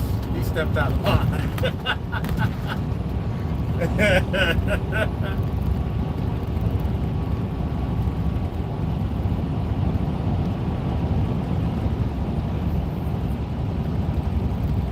Why'd you grab his stuff? He was in his car? He was in your car? Okay. Yeah.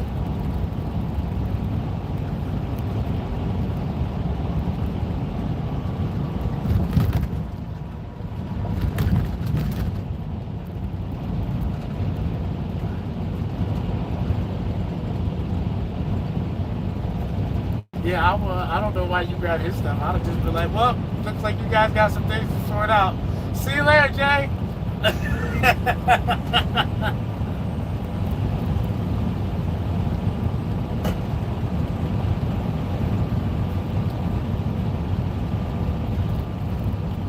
I see what you're saying. Yeah, but that would have been easy to sort it out. I get it.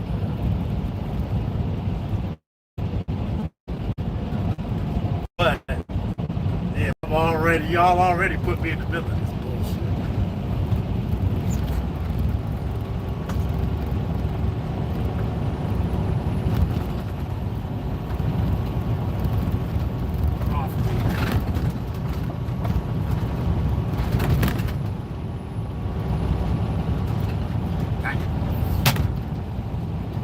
Did he pop her back?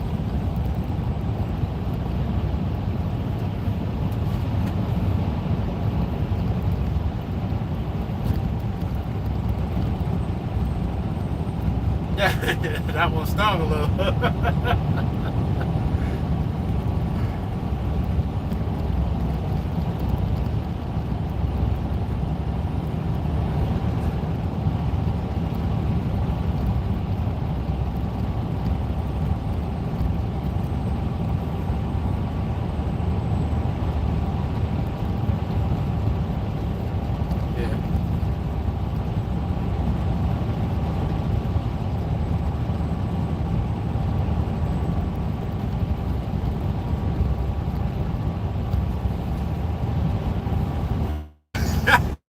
They got on that.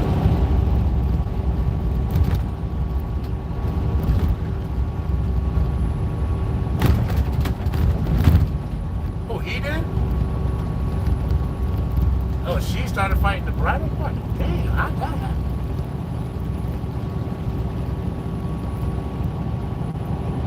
Yeah.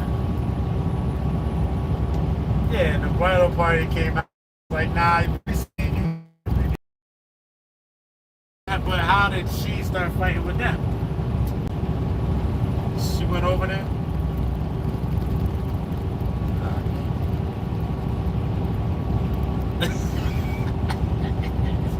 She was on a rampage, huh?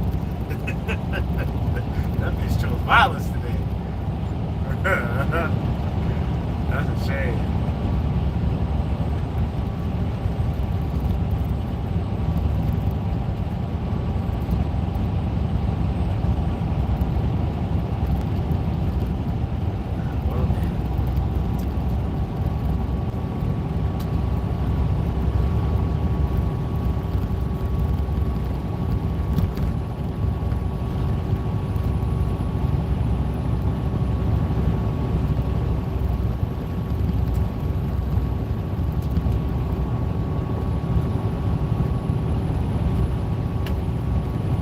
You said what? You said he left and got something to eat?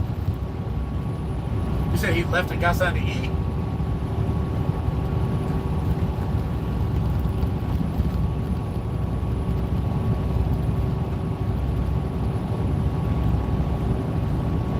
Oh yeah, he's done. Yeah, he's done. He's like, I'm out of here. That's your problem now. Beautiful. Another night in Vegas. That sounds like Henderson nonsense.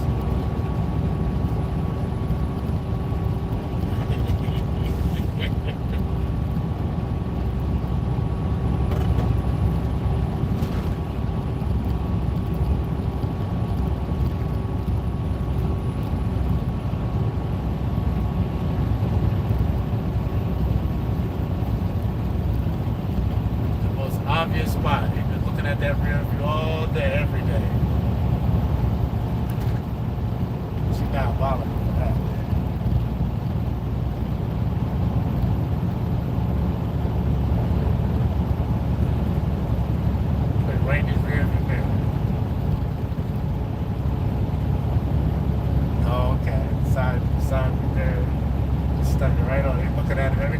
left turn. See, we never found that joint. I've been in family.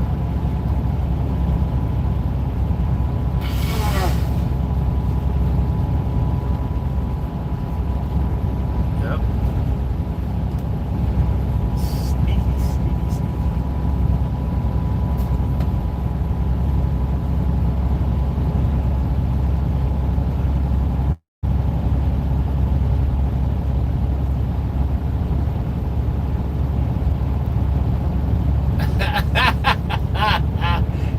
Yeah, that's a good scuffle right there.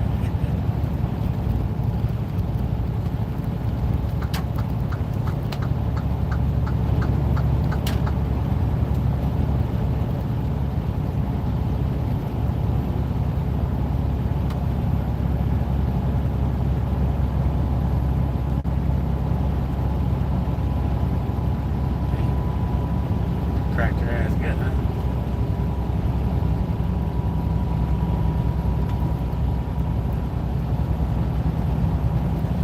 They're hard as hell.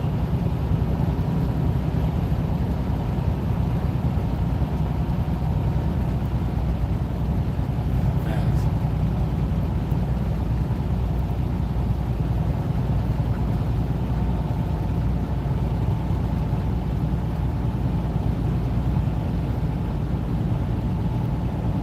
What are y'all doing? Everybody need a little spice in their life, I guess.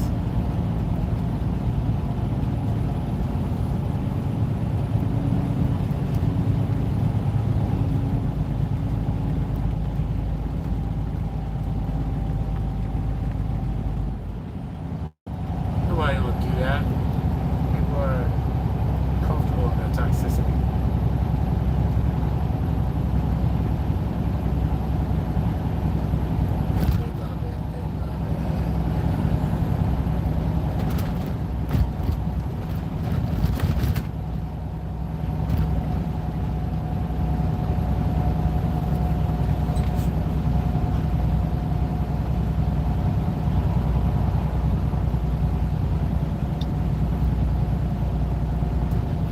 You gotta tell these other women that because they think they can do it all.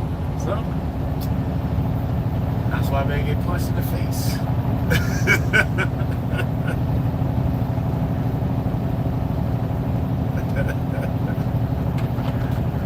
Oh.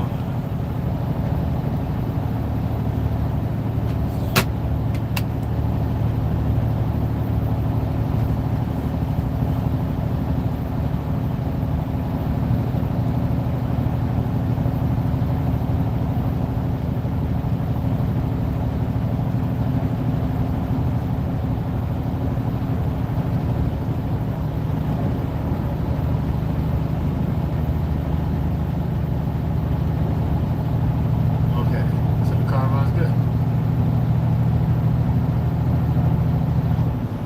Okay, then what happened?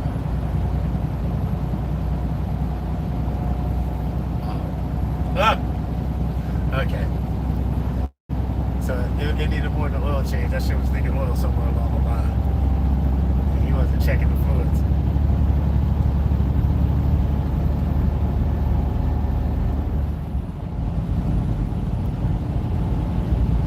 Yeah, that's not good. Ain't never good when a car tells you to pull over.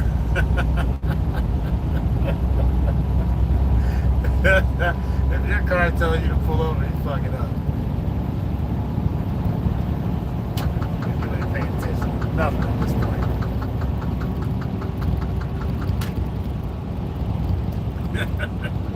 Get out of me. Stop driving me.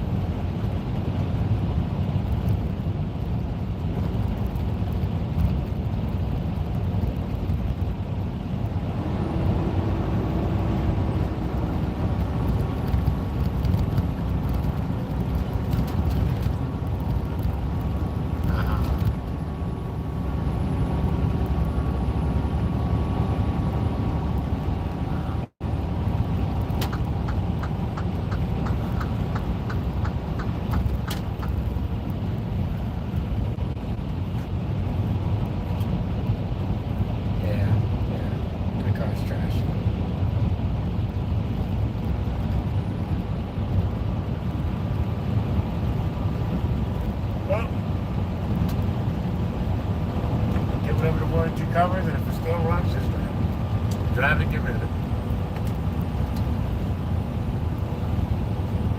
Yeah, it's a bad move.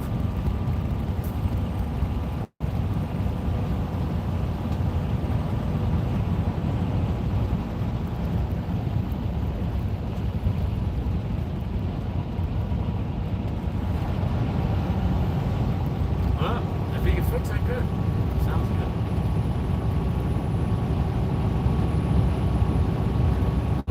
Oh shit. Okay. He gonna piece it out.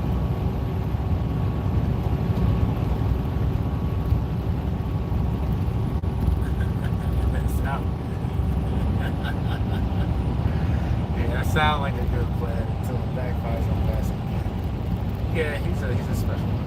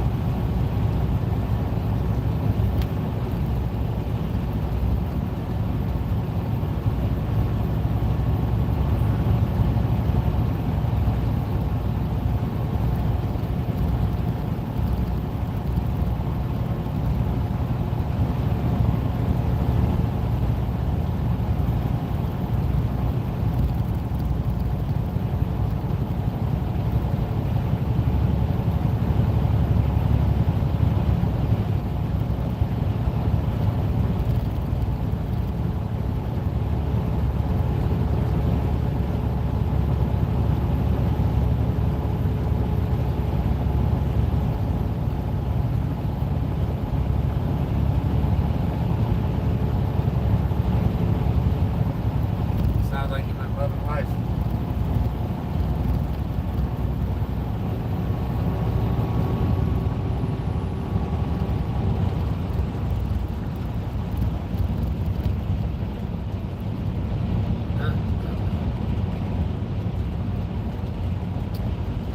Alright, let me get off this phone. My headphones are dying.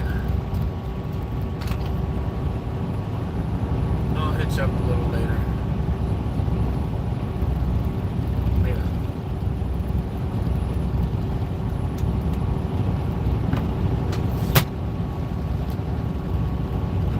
And this piece here, it's so you can put the boot on over it. Well, before we go ahead and reinstall our drive shaft, I noticed that the seal is coming apart. It wasn't leaking anything, and the transfer case is new, but I don't know. The seal already failed. Either way, we gotta replace it. Oh, come on. Yes. Aha! Bye. Here's our brand new seal. I mean, this transfer case is new. Look at that. They're even using the new blue fluid. Anyway, let's get this in. That's so weird. With the Trans output shaft seal installed by hand, we need to hit it in with a ball joint tool. In this case, really any kind of cup that will fit around it. And you love tapping it. And yeah, once it's bottomed out, you are done. But seriously, this makes no sense. I know things can rust quickly, but this rubber, I mean, it is just old. It just failed. But the whole transfer case is brand new. Like, I just don't get it. Did it not come with a seal and they reused the old one and removed it from the old transfer case? Guys, we'll never know. We'll never know the answer unless the mechanic out here, like, that worked on this could let us know. Let me know in the comments, mechanic who worked on this truck in Georgia. Wyoming. Now we can get our drive shaft back in. New output shaft seal, new center support bearing. Little drive shaft refresh, if you will. All right, there's that. Let's go on. All right, we'll tighten this all up. Tightening these up, you have no chance of losing your tool. See? Comes right out. Your good drive shaft bolts are tight as well. Our drive shaft job is complete. So pretty, so sealy and new. Love stuff that seals. With our drive shaft done, we are going to move on up front to some, where are they? Yeah, some front tie rods and an oil leak. This truck has a steel skid plate, which is pretty cool. We're going to take that off for better access. Why is there water coming out? I get wet. Getting wet taking off my skid plate. Oh, that's from the coolant. Oh, the coolant that dripped down from that hose. All right. Whew, I think it's going to be best to remove the entire drag link. Up there. I've got the nut off of the pitman arm as well. So that's the pitman arm that goes through the gearbox. It's definitely the worst one to change. Probably original. And It's got a lot of planet right now. No one wants to ever do these. They stink. It's gonna be easier for us to drop down the idler first. There's 2 big bolts on the idler. There is the second one, so that's loose. There we go. Yeah, we'll disconnect both side rod ends. There we go. Alright, since we're going to be replacing this joint, I'm going to use a pickle fork to try and remove it. There's no good tool really that fits in here. Pickle forks do mess up the boot, so I would only recommend this if you're going to replace it. Alright, I'll just hit this with a hammer and hope it separates. Well, after lots of hits with the hammer, finally got this thing to come off. Alright. These were too weirdly shaped or odd to make the cut in a regular pack of bacon, but bacon is bacon, baby. Well, after lots of hits with the hammer, finally got this thing to come off. Alright. Tire assembly coming out. I took the other side tie rod out just to give more room. There she is. We will come back to this. To get to the gearbox, we have to work under the hood, and this is how much room I have to get under the hood. I've been compiling tools here. And yeah, leg, sucking it in. Get it out. Oh my gosh. Gosh, I hope I have all the right tools. First thing we have to do is disconnect the steering shaft. Alright, that is one 11mm bolt with spot. Next is pulling the power steering line, so I loosen this up with a line wrench. Now we can pull that out, and then this one is just a return. It's right there. Return line is done, and we're pretty much done under the hood. To get the gearbox out, we have 3 gigantic bolts. There's one up there as well. Now the gearbox will simply come out. There we go, got a ton of room. Yeah, this is right up against the frame. You really can't get to it, and then you have to get this off, which is a whole nother project in itself, so let's bring this to the table and possibly get violent. With our big heavy gearbox on the table, we have a 33mm socket. I never thought I would use this, but the time has come. Now we can remove this nut. Bam, that's the easy part. The somewhat difficult part of this job is now pulling this off, so it is pressed onto these splines. These are nice to use for pitman arms and idler arms, but they are too small because I got the heavy duty. I'm just kidding, they're probably all the same size, 1500s, 2500s. But anyway, this should work. It's a 2-jaw puller. I pulled the rubber boot back so we wouldn't destroy it. So now we're going to tighten this up. The tool was slipping out, so I put the nut back on to hold it in and also make sure the splines don't get damaged. Not budging yet. With some pressure on here, I'm going to apply a little heat. We're going to be careful though because there's a seal in here, so I'm not going to heat on this side. We don't want to damage it. Heat it up here on the inside. Hope that it expands enough to pop out. Heat from this side as well. And with heat and a bigger gun, this should work.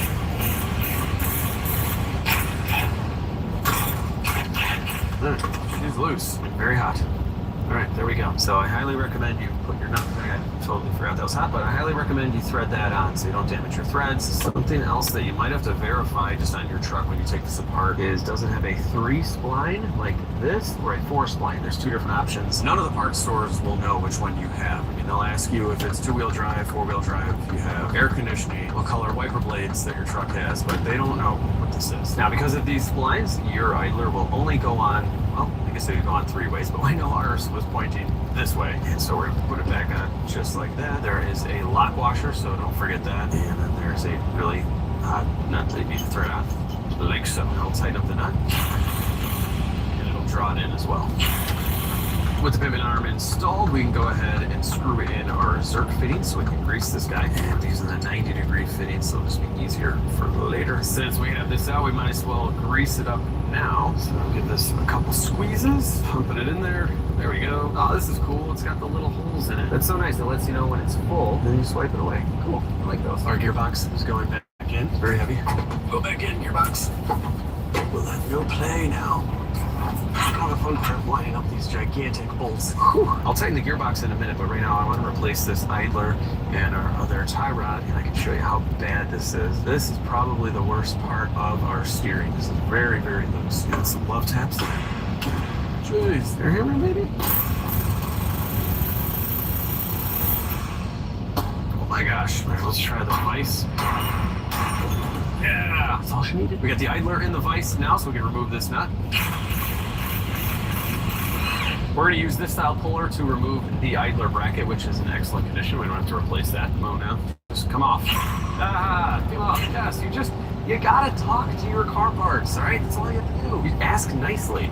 No heat, no nothing. Perfect. Get this out of the way. All right, here we we go. These rarely wear out. This joint is perfect. This guy's in good shape, so we'll leave it. Here's our new idler. Let's throw this guy back in the vise. Put our idler bracket back on.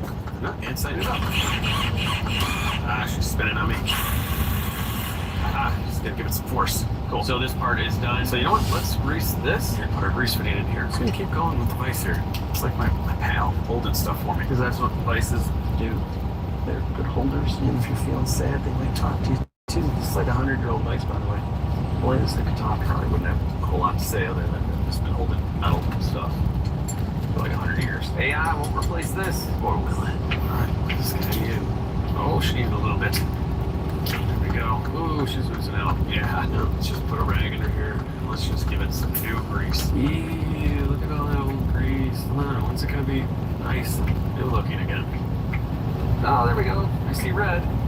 Beautiful. New idler is greased with the excess. And it's just gonna go in like so. We have a new nut for it as well. Let's tighten this thing up. And next, don't forget your cotter pins. Slide that in like so. There's many different ways to spread apart your cotter pin. And pretty much all of them are right. Like, that would be enough. Like literally anything would be fine. Some people get fancy with this. They'll bend it just perfectly around the nut like that. Go this way with this one. Bam. Look at that. So now we can get rid of this crusty tie rod. It's a 36mm wrench. She's on there. Come on. This thing is not coming, so we need some heat. Oh, like butter. God, heat makes such a big difference. It's insane. This thing was totally stuck before. Love you, fire. We are gathered here today to discuss matters of national importance and to reaffirm our commitment to seniors. Seniors 50. Love you, fire. All right, yeah, lots of Loctite on these. So most inner tie rods are Loctited in, and yeah, this is no exception. Now it's time to attach the outer tie rod. So we have our lock nut, and we can thread on the outer tie rod. No Loctite here, people. Do not do that. Just the inner. Just like the rear tie rods, I have measured, so these are the same length to make the alignment easier later. This is where you want to put the Loctite, and then we can go ahead and thread this on. All right, this is simply is ready to go back in. This truck's gonna handle like a Ferrari.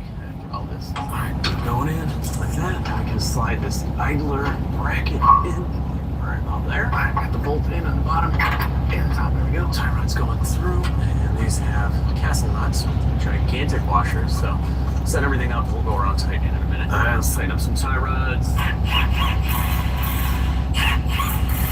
And our new Pitman arm. Now we can start tightening up our gearbox. Everything is all tight, cotter pins are installed. We are done with that, but I do want to replace these kind of crusty sway bar end links. It's only a matter of time before these start making noise. So I got our socket in the bottom. I'm holding the top with some vice grips. And we're free. Yeah. Now we can go ahead and pull the sway bar link out. Yeah, lots of different pieces here. There we go. Dropped one on the ground. Now there are a few things that we know for sure the aliens built, the pyramids, of course, and the GM sway bar link that has about 14 different pieces to it. No one knows exactly how this goes back together. Just kind of throw them in the garbage like that. I'm just kidding. They're not that bad, but there are millions of pieces. And look at the new ones. They're so beefy and just pretty. So you gotta take this all apart in order to put it all back together. It sounds like a song. So from the bottom, we have the bolt. It's gonna go in like that. But first, we need to add one bushing, one washer, then this super fancy sleeve, really beefy. Then the washer on top of that with the bushing goes in like that. Put the bolt in there to hold it. All right, we're getting there. And then we're gonna cap it off with this. So this is threaded. It's gonna go right onto the bolt and we'll turn it like so. Okay, cool. So right now, everything is loose. We want to do the other side. Don't tighten this one side. You'll never get the other one in. So we'll do the same thing on the other side. And I think we've pretty much figured out alien technology at this point. Driver's side is in. Now we can go ahead and start tightening it down. Sometimes you don't even need to hold this top part. Perfect. Look at how nice these are. Then speaking of nice stuff, look at this bump stop that I just put in. It used to look like this side, but literally no bump stop left. Anyway, we should probably fix this side too. Not right in there. See, I'm actually looking. So it's just 115. Damn. Try this out. Let's get out of here. Now we can get the new one in. Like, oh, looking good. Just tighten that up. We're done there. Are we done with steering and suspension stuff? think we might be. Yeah, looking at the table here, we don't have any more suspension parts. The drive shaft is fixed. We're moving on. Well, I want to do this oil leak, and we also have an O2 sensor that kept throwing a code, so let's go replace this first. So it is a post-cat sensor. Link them out. There we go. All right. Spin it on out of here. The joys of working on rust-free vehicles.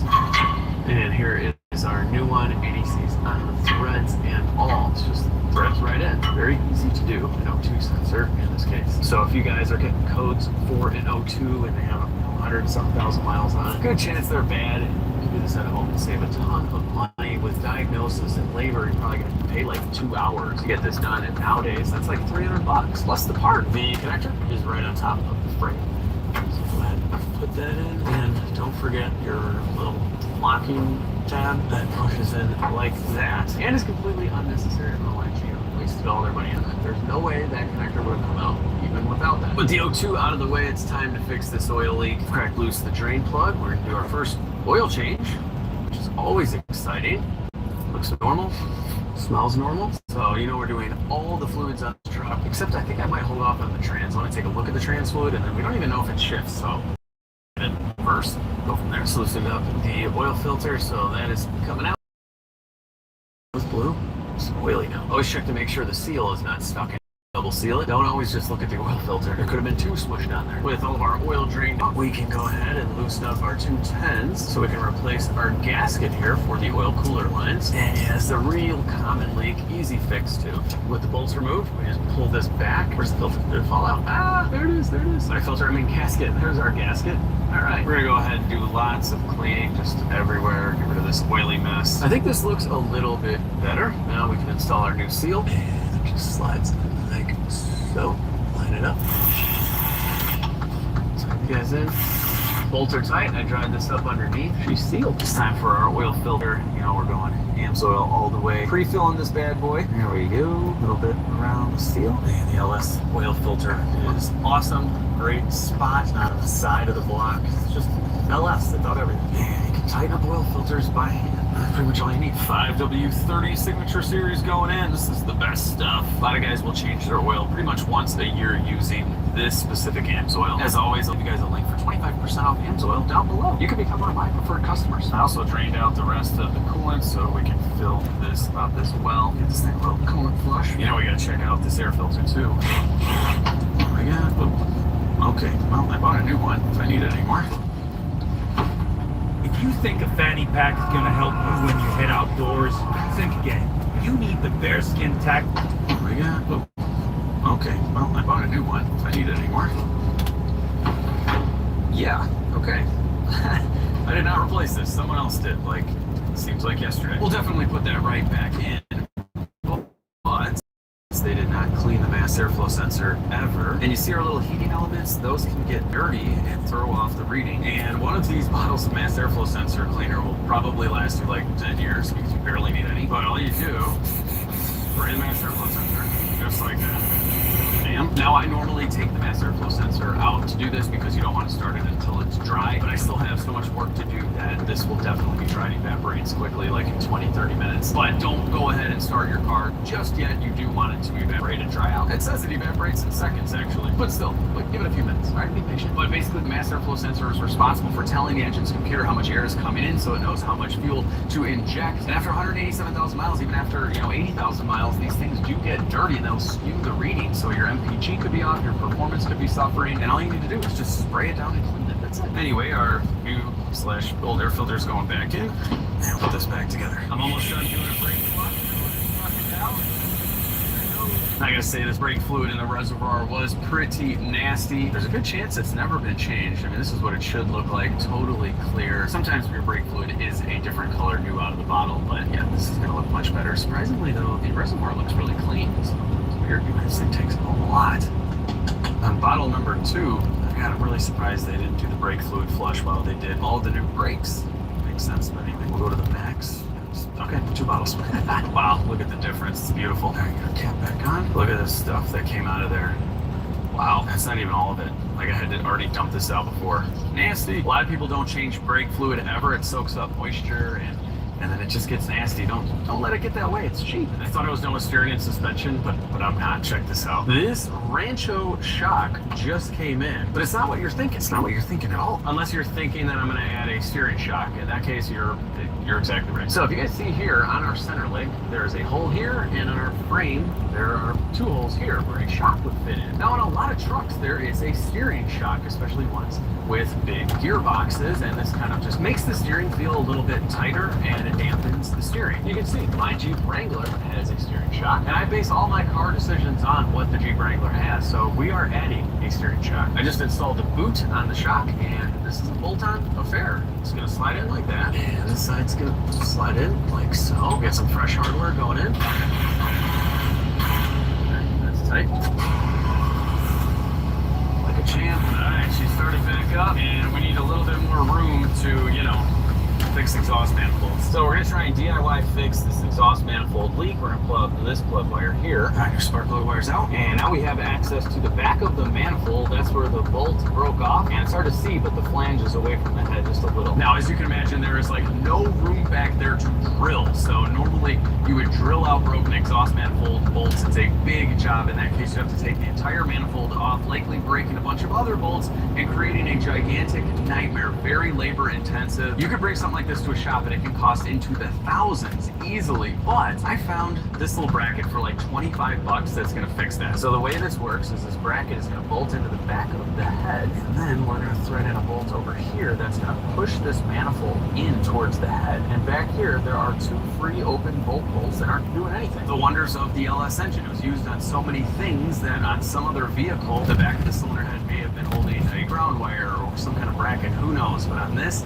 it's free. It's free, so you can cheaply fix your exhaust manifold leak. It's a little tight back here, but you can get a little ratcheting wrench in, so once this is started, you can tighten it up. There's one on the bottom as well. Hard to show you. More on one of those jobs, you just kind of gotta feel back there, but it's not too bad. It's a 14mm head. Not that that makes it any easier, I just felt the need to tell you. It's a 14. It's kind of weird. I've got the 2 bolts in the back of the head tight, and now we just need to turn this, and you see it going in. It is going to rest right up against the flange.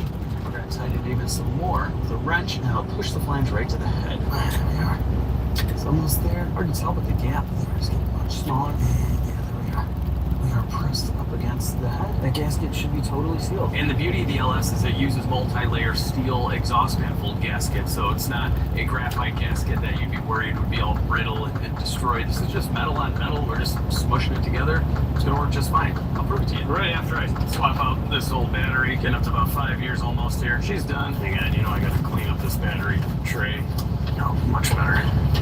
Much better. Look at that. Now, new battery can go in. New battery is in. Let's see what she sounds like. Perfect. Aha, there's no tick whatsoever. So I know it wasn't the loudest in the world before, but this is what it sounded like. It's definitely got a tick. A little bit of a tick, and now we have nothing. Cool. All right. Now they sell these contraptions for a few different bolt hole locations, so I can show you another one now. First, we have to remove this bracket. So a couple of 10s. Don't forget to put the grounds back. This will give us a little bit more room in here. We have to go around the coolant sensor. I'm going to go ahead and unplug that. So this one is going to fit right over the coolant sensor. And same idea. There is an open hole in the head there. One right there as well. So we'll get some bolts in. This one's actually a lot easier. Back of the head. Nice. This one is all done. I swapped out the bolt here that pushes against the manifold with a much shorter one. The one they give you comes out to here for no reason. So that is done. Our coolant sensor is plugged in, and we fixed yet another potential leak. Although that one wasn't really leaking, as we heard before, but why not? Vortec cover going back on. We are almost ready to drive this thing, and I think I'm going to go ahead and swap out the trans fluid before the drive. I did check it, and it looks okay. Like, yeah, it's still pretty red. It smells pretty good too. I have no indication with the fluid that this is a bad trans, and I like to maintain vehicles that I love, so let's just do it. I think the hardest part of doing the transmission service is the shield here, so I removed 2 bolts. I should be able to pry it off now. Just right off the exhaust hanger. There we go. Let's be removed, or let's just leave it dangling in here somewhere without getting crazy and removing the exhaust. Now it's there. Put a bunch of 10s. These aren't the most fun. We got it. Well, I purposely did not shower this morning because I figured I'd be at the point of doing the trans pan today. This is a beast. I had to loosen up the trans mount, jack up the trans, take all the bolts. So now it's the home stretch. I already got the swing going. This stuff's gonna go everywhere. Got this gasket though. Only got 2 bolts left. Still no leak. Oh, the leak. It's starting. Here we go, baby. Here we go. Get over here to the calm before the storm. There we go. I mean, have you ever even lived, if you haven't, taken a trans pan out with no drain? Have you? My beautiful truck. Oh wait, last bolt, come on down, buddy. With the old seal. That fluid looks good. It's not brand new. It looks good. Release gauge to come out, please. Yeah, of course not. It's going to get stuck on everything. I want to put the trans right now. There we go. All right. Yeah, you definitely have to jack up the old transmission. Oh, but here we are inside the pan. And she's looking good. We don't have any stuff at the bottom. Magnet has minimal stuff. All right, let's see. Pull this guy out. Cool. Seal is definitely stuck in the trans. Watch out for that. All right, I'm going to go wipe my arms off and get back into this. So this is a pretty beefy trans filter seal. Using a punch and a hammer to kind of cave it in a little bit. And sometimes you can get this out with a screwdriver. Bone seal, get out of there. Looks like we twist it out. There we go. All right, so that seal is garbage. Here's our new seal. Seal driver or a socket that's right next to you work for this. There we go. Perfect.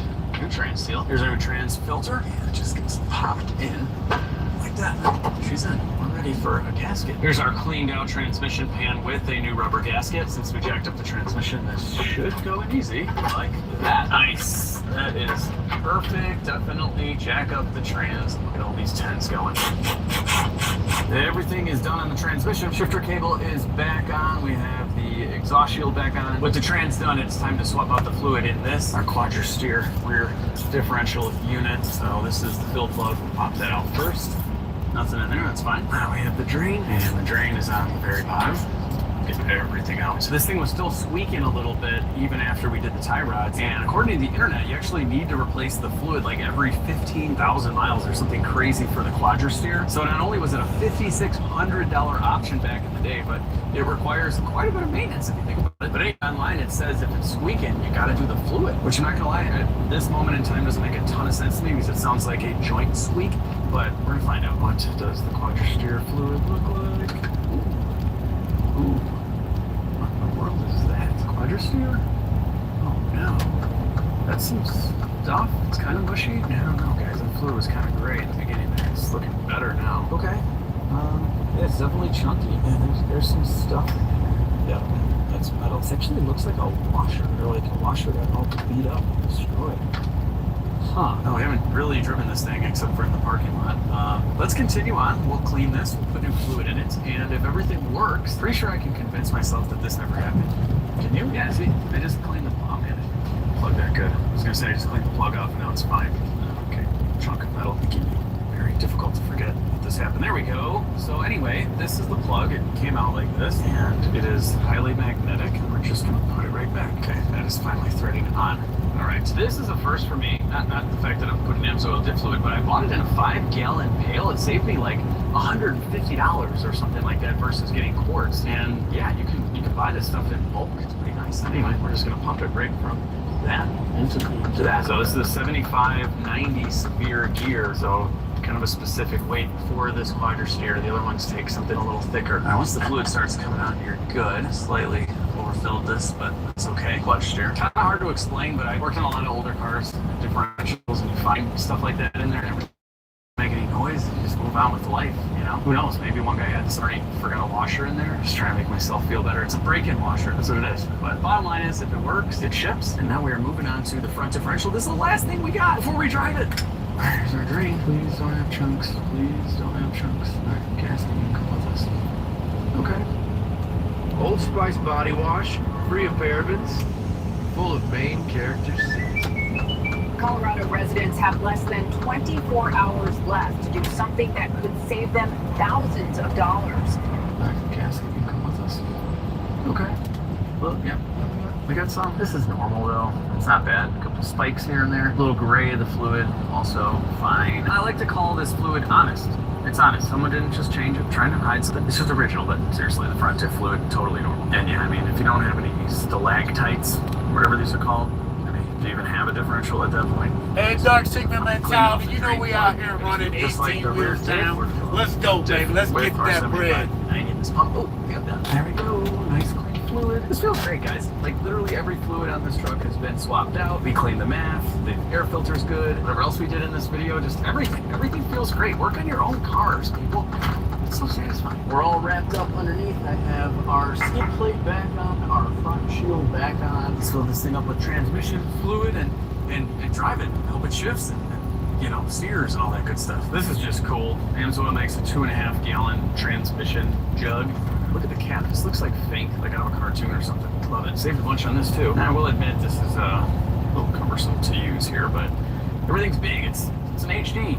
Sort of the trans dipstick is at the worst angle. Oh my gosh. This is horrible. Come on.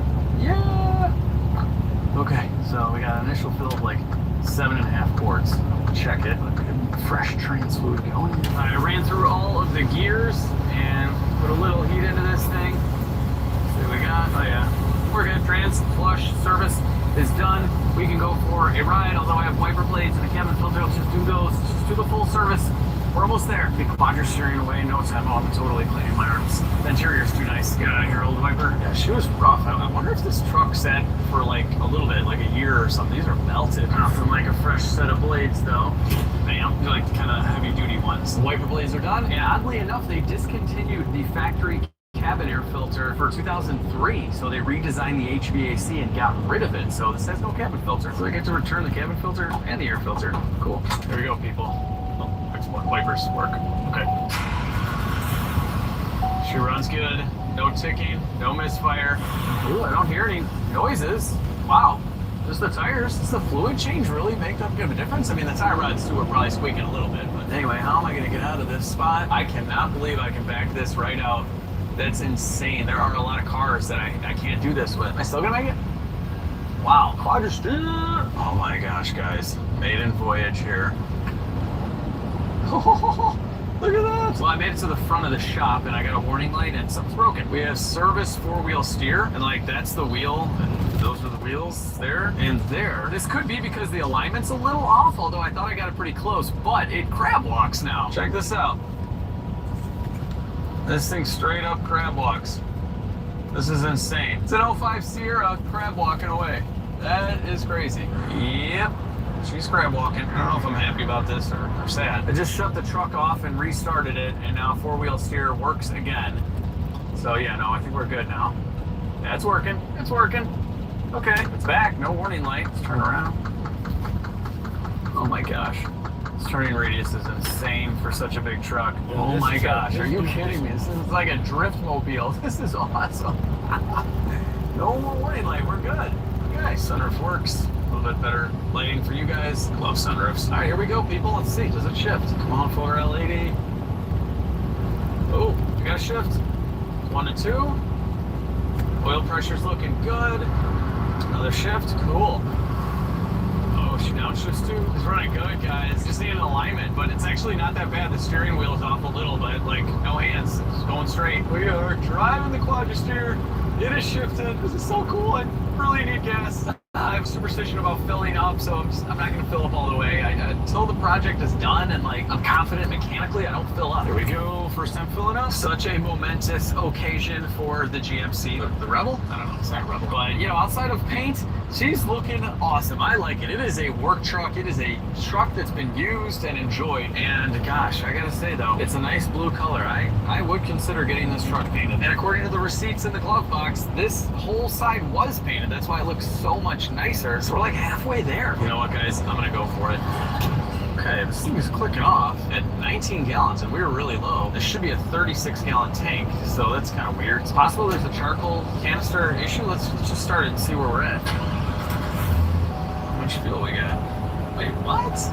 That makes no sense whatsoever, people. Yeah, 19 gallons and we had like 2 bars left, so maybe there was like 3 gallons left. That's weird. Look at the sticker, 36 gallon right under the hood. That is crazy. I don't know what to say. You guys got any ideas on that? Was it just not that low? Maybe the gauge is just off. I don't know. Whatever, we got a full tank of gas and everything is looking good. Coolant temp runs great. Oil pressure's good. Battery voltage. Trans temp still not registering. There's a lot of fluid in there though. I got a tight turn. What am I gonna do?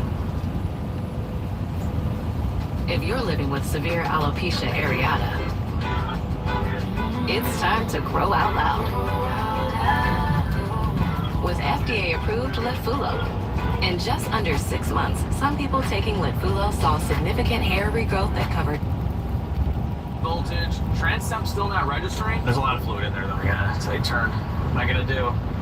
I'm just gonna literally drift around it. Guys, I wish you could experience this. If you haven't been in an all-wheel drive truck, then you know the new electric ones are all-wheel steer. I mean, I highly recommend it. It is so cool. It feels like you're drifting a little bit from the back end, but in like a really good way.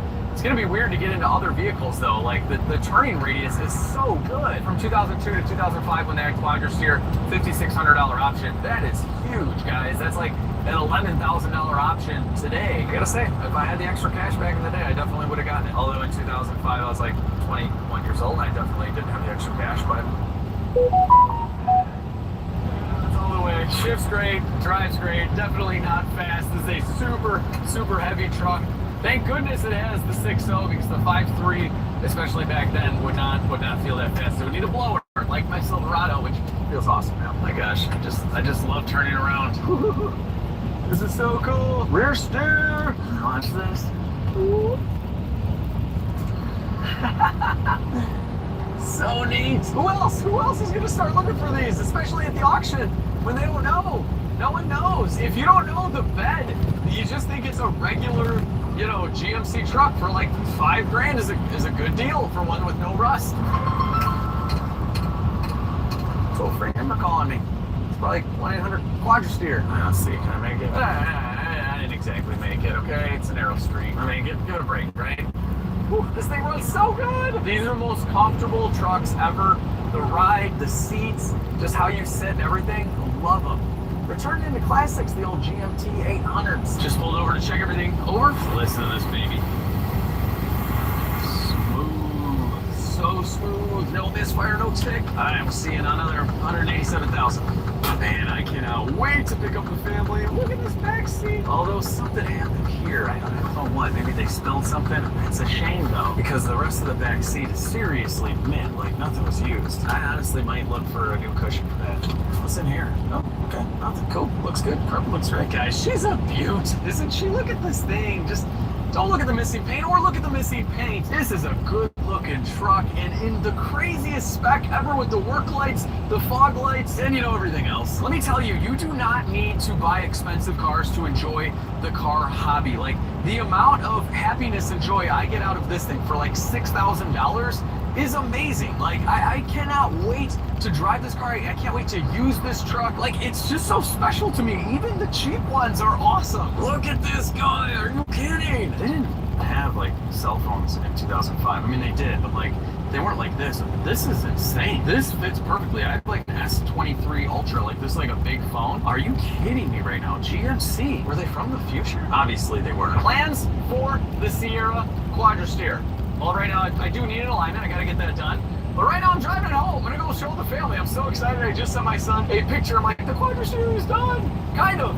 So I'm gonna keep this. Like I couldn't imagine selling this anytime soon. Like I want this to be my vehicle. So this shade is insane, but don't quote me here, but I do think I'm gonna get this thing painted. Like I think it deserves it. It's so rust free and beautiful. I was gonna redo the headlights in this video, but we did a lot, kind of. I think we fixed, I don't know what, like 12 separate items on this truck. So I'm gonna refresh the front end. We're probably gonna fix.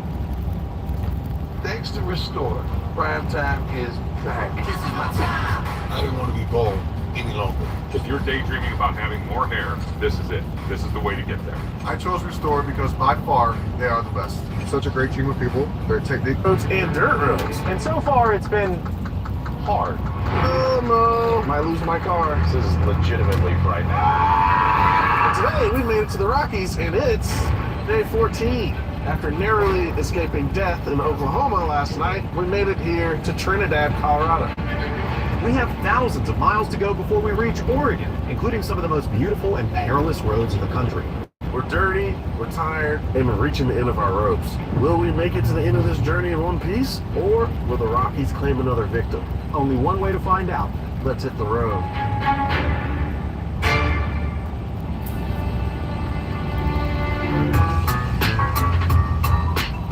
We're headed headed out into the mountains, into the Rockies. And then the journey really starts. This is absolutely beautiful. Long, flat, straight road, well taken care of gravel, and then the mountains in the distance. Man, oh man, how the scenery changes in a day. It couldn't look more different from Oklahoma out here. I'm looking out at these beautiful Colorado mountains. It's 70 degrees outside. Everything's green and lush and beautiful. It is an incredible day. I feel like this is a little bit of the calm before the storm, and I'm just enjoying it. So we figured we'd take a light day before we hit probably the hardest part of this entire trip. This car is not supposed to off-road in the Rockies. It's just that simple. But we're gonna do it anyway.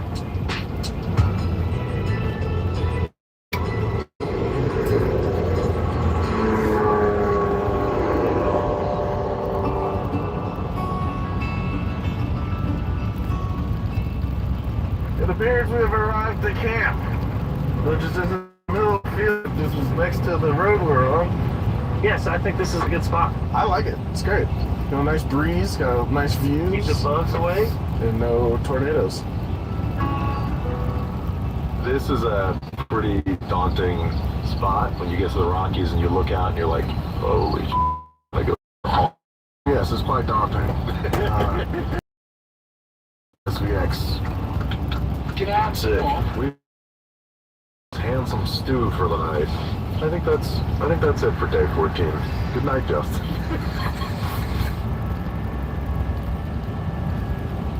It's day 15, and I'm going to stop making predictions as to where we'll end up at the end of the day because I don't think I've been right a single time this trip. So I'm just going to say we're going to start driving and we'll end up somewhere. I was just inspecting my car as I do every morning, and my crank pulley is wobbling.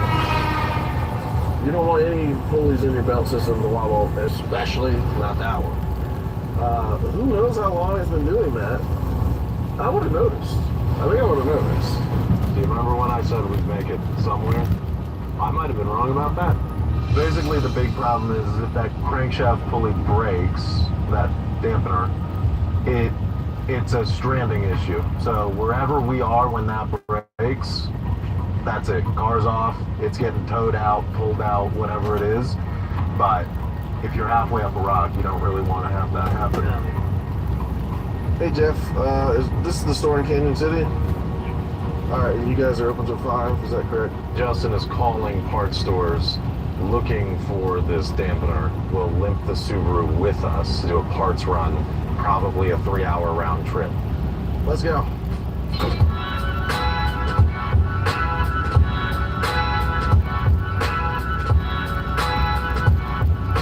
I think what we're going to do is just get the part and the tools we need to fix it, and then just ride along and see if it ever even becomes a problem. Who knows, we may never have to actually fix it, and this was all just a freak out for no reason. But you do want to be ready for the worst, so. These plans that you have don't always work out. As the old saying goes, everyone's got a plan until they get punched in the face. You got a plan to get punched in the face. That's We've arrived at another auto parts store. We should just call this episode the tour of auto parts stores across the United States. Whatever, get over yourself. Alright, so something I've been meaning to do is check my air filter. It fools you this way, but then you... Oh, yeah. Dude, put that new one in. Give us all the satisfaction we're looking for. If you're going off-road, you should not use an oiled air filter. Right. Because it just captures everything. Paper air filters are key. With the filter done, I have my pulley, so if this one falls off, we'll be able to fix it. No point in messing with it now. All right, shut her down. With Justin's crank pulley situation taken care of for the moment and fresh air filters in all of our cars, it's time to get back on the route and make up for some lost time. Boy, oh boy, we getting on dirt again, and damn, is it beautiful and daunting at the same time. There's a mountain right in front of us that's pretty damn tall. Air's getting thin, scenery's getting more beautiful. Oh boy, the Rockies do not fail, man. I am looking at snow on my left-hand side. Let's go stand in that. Oh, I'm gonna get that boy. He's never seen this before. The puppy's never seen snow. What do you think, Nat? Oh, of course he pees in the snow. Well, what a beautiful day today has been. We are driving to camp right now. It is after 5 o'clock. Had a slight scare with my crate pulley this morning. It hasn't given me any problems yet. And then we got to see all this beautiful scenery, and we are continuing to see beautiful scenery. My goodness, Colorado, you've been wonderful.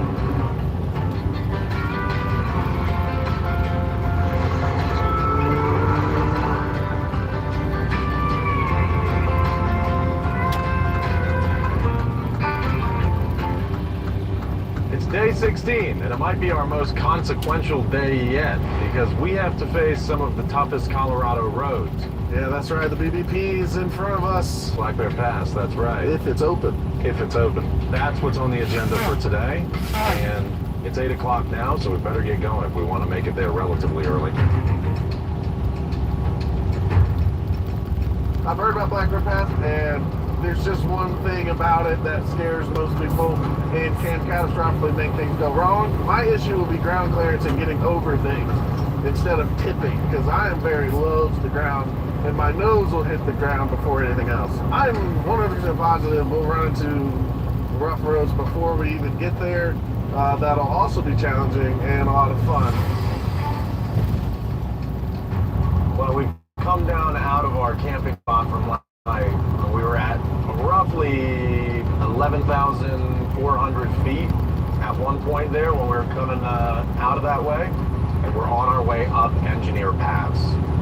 Now, we haven't really talked about Engineer Pass yet, but Engineer Pass is also somewhat difficult, and we climb quite a ways. If I had to guess, it's going to take us around 4 hours just to get through these 20-ish miles of route. We are on to the hard parts of our journey. Oh my God. Yeah, like I thought. A lot of rougher roads today in Colorado. Holy cow. Hey Justin, hang on a second. Wait right there.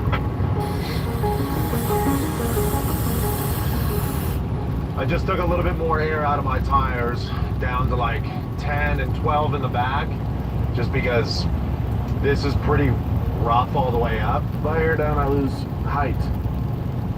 I can't afford to lose any more height.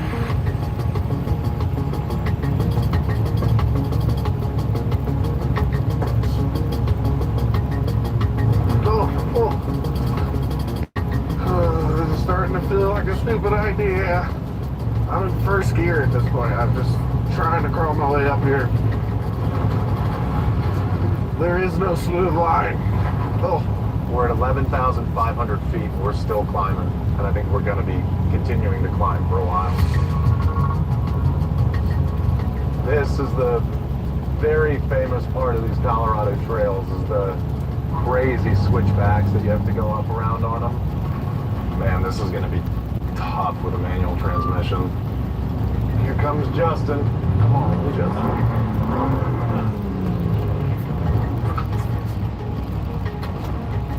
Just stay parked right there. I can't, it's blowing through the brakes. So I'm trying to climb up the switchback, and as soon as I engage the clutch, I can't get my revs up higher. Let's roll up this way a little bit.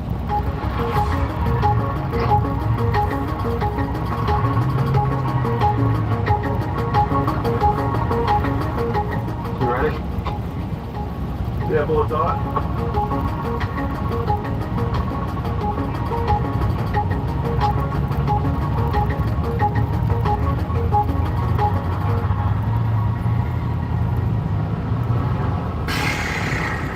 That's nerve-wracking.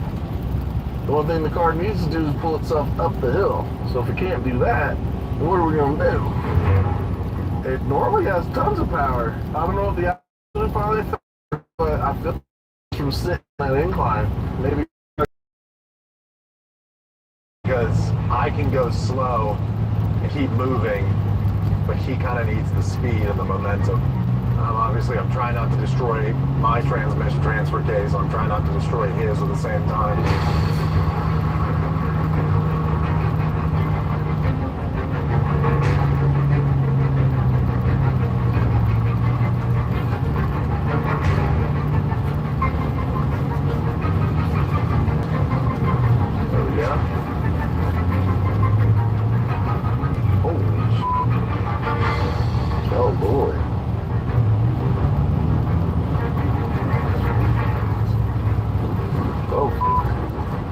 like no power down there? Yeah, it's not liking the slow climb. It wants me to climb a little faster. There we go, momentum. We just gassed it and made it straight up. I'm going rogue, I'm not stopping. These guys are all laughing at our little Subaru coming up there. Yeah, they don't have the cojones to try this.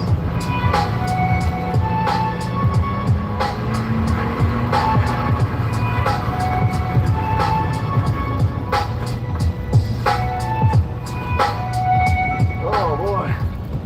That's the top. I doff believe. Pretty amazing. Just under 13,000 feet. It's beautiful. Skid plate skier. We are at the summit of Engineer Pass, 12,800 feet. All right, let's go put our sticker up on this little post over here. You want to hold it with me as we march over? Yeah. Nice. Tall guys for the win. Trying to get my stomach to calm down and to get my lungs to catch up. Because I was very nervous and I was very out of breath. So I'm working on it though.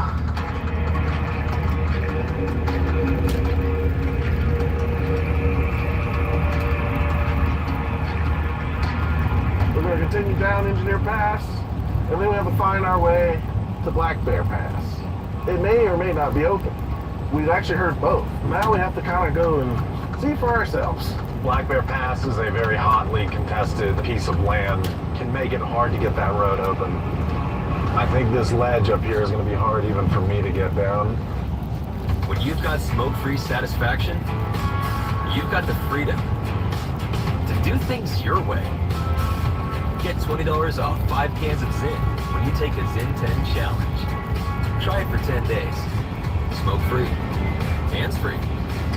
Find your freedom. Claim $20 off your first 5 cans of Zyn. This contains nicotine. Nicotine is an addictive chemical.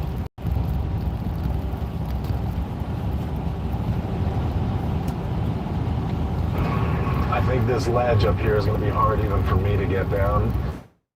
Forward pressure on the car. Start to turn more to your driver's side. Driver's side, driver's side.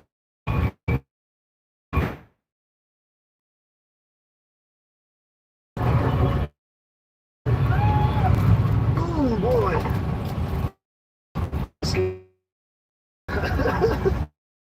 Needs to move along. My guts are not happy though. I'm so nervous. I think we're at the second huge dip.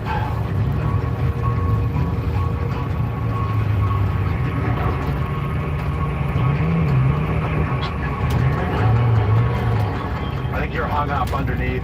Justin, try and go forward a little bit.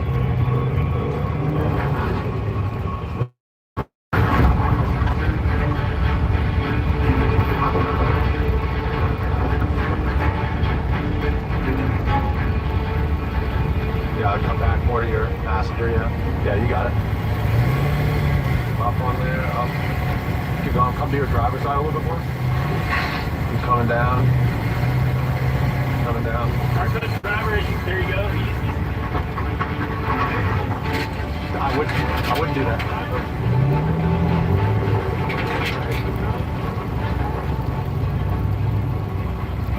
Man, that Subaru is something else. It's just taking a hit after hit after hit, and it keeps going. Serious work. We've survived 3,000 miles of not easy situations, and I think sometimes it starts to pile up.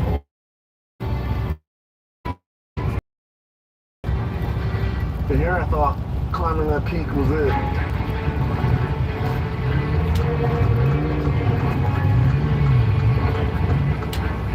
I'm feeling like Justin is a little bit on his limit right now with the abuse that he, as a human, can take inside of that car.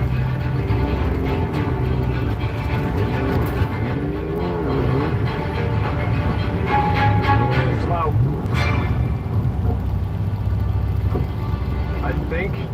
I think you might have a flat tire. There's actually a puncture in the sidewall right here. I would not ever advise doing this. The first thing that we're gonna try is to plug this. It's on there. Hello, hello, hello. Ah. I did it. 4 more miles to go. Careful. I think this is becoming a much more challenging way out than we initially thought. There's some angles in here that are like pretty tight and pretty sketch. It's hard on the Subaru. Go very, very slow. Go very, very slow. Go very, very slow. Very, very slow. Yep. Let it slide. Slow. Oh. Can't do any more damage than we've already done. We are just slowly making our way through this trail. It is just non-stop bashing through here.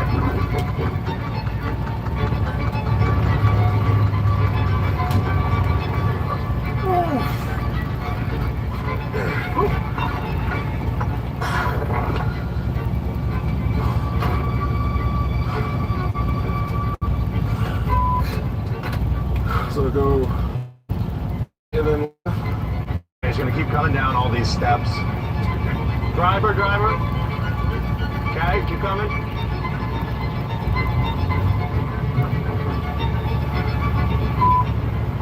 That's not gonna work. You're bound up now on that little piece that hangs under your bumper. It's like just the perfect height. You can try and go backwards. I don't know if you can. Okay, stop. Turn your wheel all the way back driver's side. Yep. Beauty. Okay, straighten out. Yep. Okay, ready?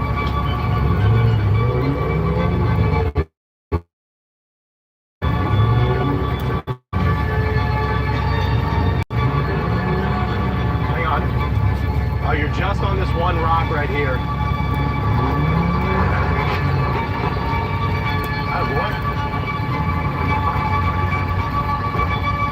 Jesus Christ! Whose idea was this? Big guy. That thing really gets hung up in spots you wouldn't expect. There was just this tiny little rock, like this big at the bottom, and the front bumper was just like right against it.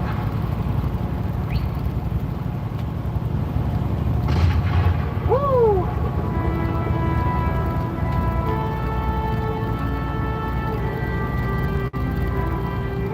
I'm so close.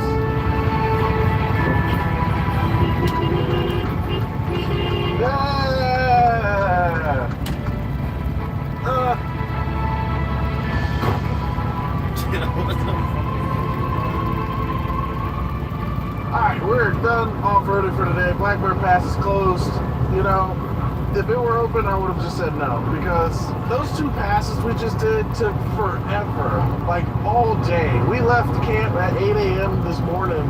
We came out of that trail at 5 p.m. That was crazy, okay? I have nothing else to prove. I came down the whole thing. Somehow, nothing is broken, and I'd rather keep it that way. We got a lot of distance to cover, so Black Bear Pass, sorry, maybe next time, but if you want to be the first SVX on Black Bear Pass, you're more than welcome. You can have it. I get how Justin's feeling. That last pass was really daunting and pretty dangerous and hard on the SVX and hard on Justin as well. I just wish we'd had our chance to do Black Bear Pass. It's all right. It's been a great trip already. I think he had fun too. It was just stressful in the moment.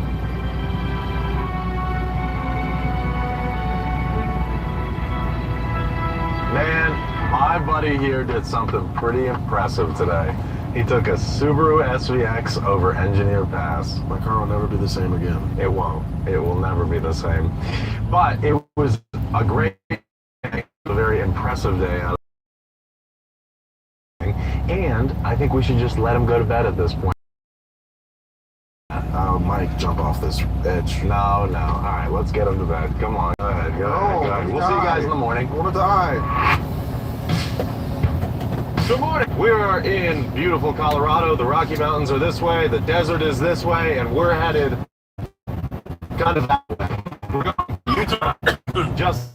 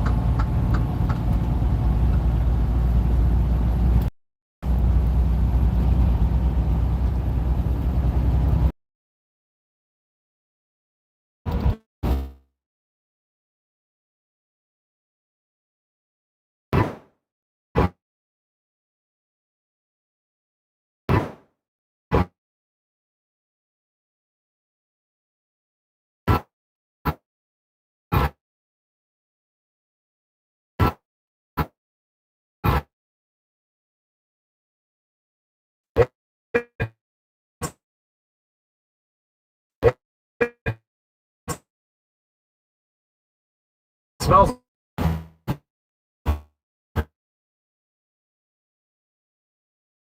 Yeah.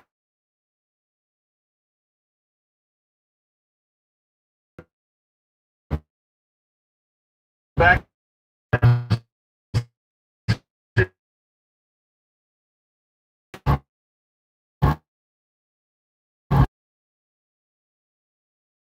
I'm driving this.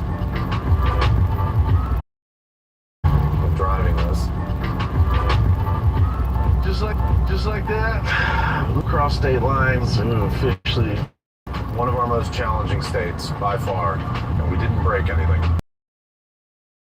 It's very, very good.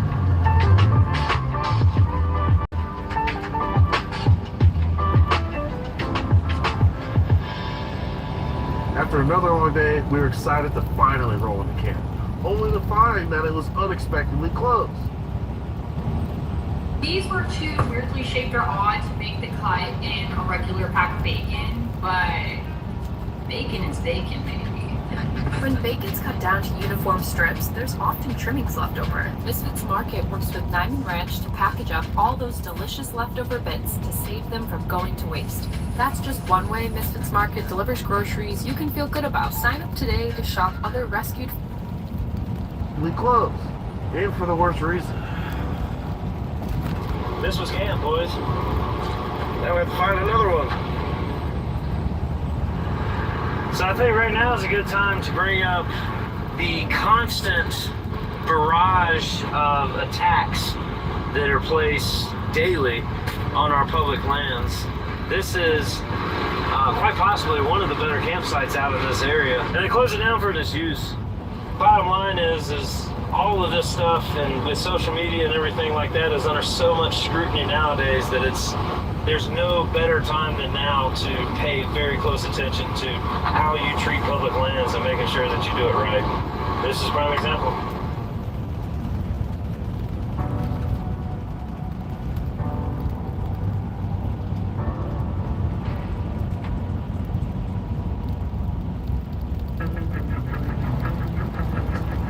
Good morning and goodbye, Utah.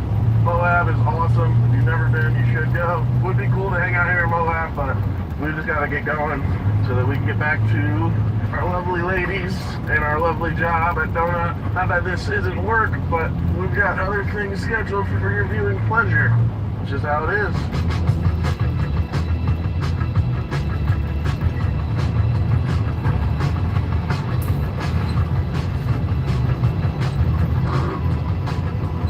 There's like a washout over here I can't see. You want a hand? There's enough space for you. It's just very soft, and this is gonna like tilt you into it, I think, a little bit more. Yeah. If you back up just like a little bit, yeah, like right there, when you get this tire up on it, start to turn this way. There.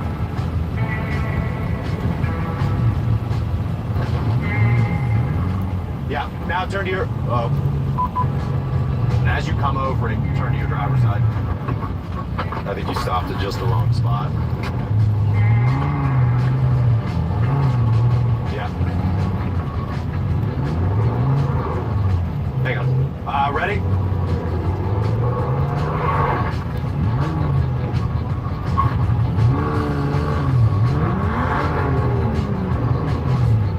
Backwards. Backwards. There. Okay.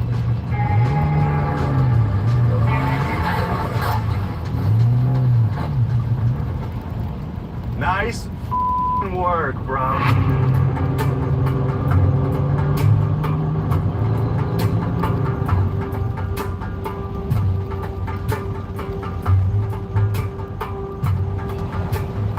Well, we have waved our goodbyes to the Moab region, and we're going through a very special place called the San Rafael Swell.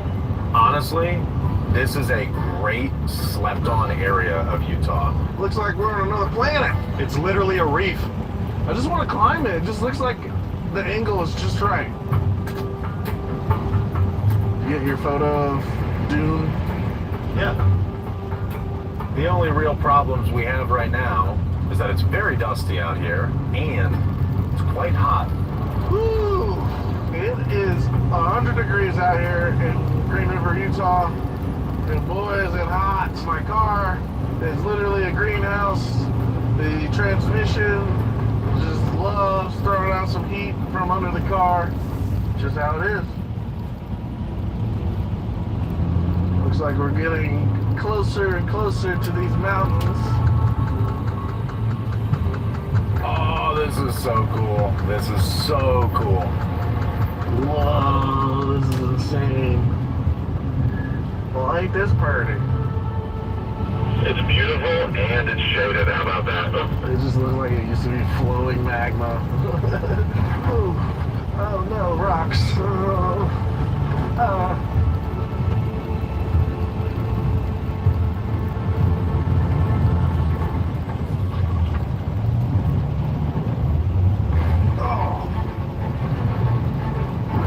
Got a little bit more tricky than I thought it was going to get down here. Where the f am I going? Oh. We have 1,500 more miles to go.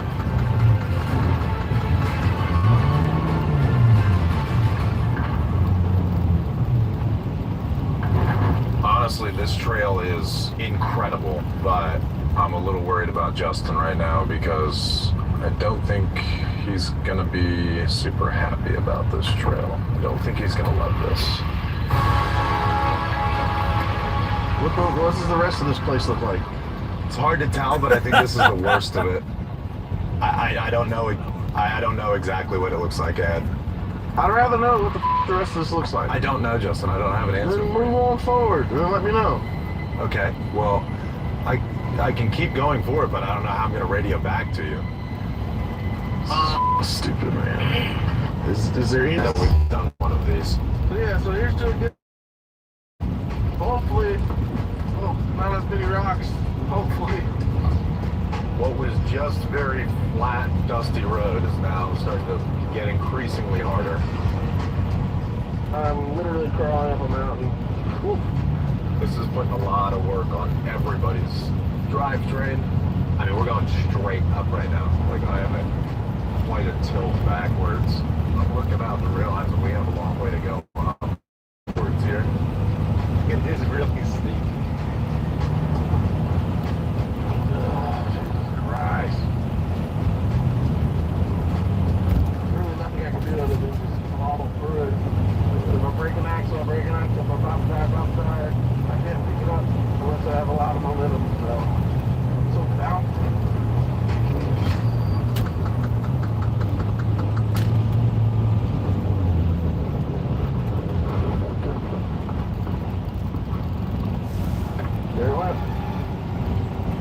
Instead of using multiple agencies, I just use Aya. I'm Zach. I've completed over 30 assignments and I can... There what? Broke the exhaust. I can't get up this hill unless I'm full throttle and I'm bouncing on top of these rocks the whole time. Now my exhaust is busted. What's going on? No, I gotta get out of the car. It's all that. There's a flat spot there on the right, kind of in the grass. We I'm not really sure what the deal is. He's not saying anything right now. He's clearly not very happy. Ooh, that smells funky.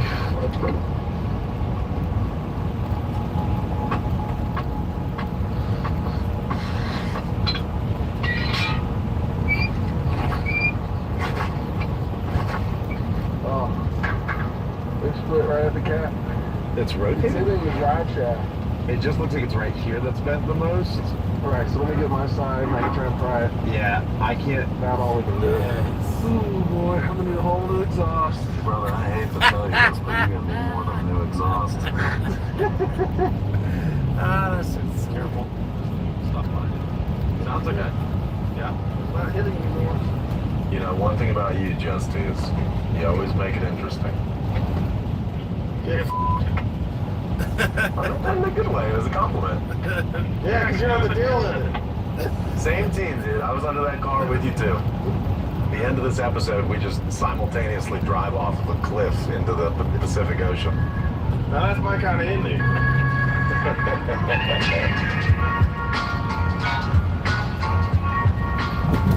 got on top of a plateau somewhere in Utah, and it's completely changed. It's a whole different place. We got like meadows and flowers, and really beautiful evergreen trees and mountains, and I can see a little bit of snow on the peaks. That's pretty cool.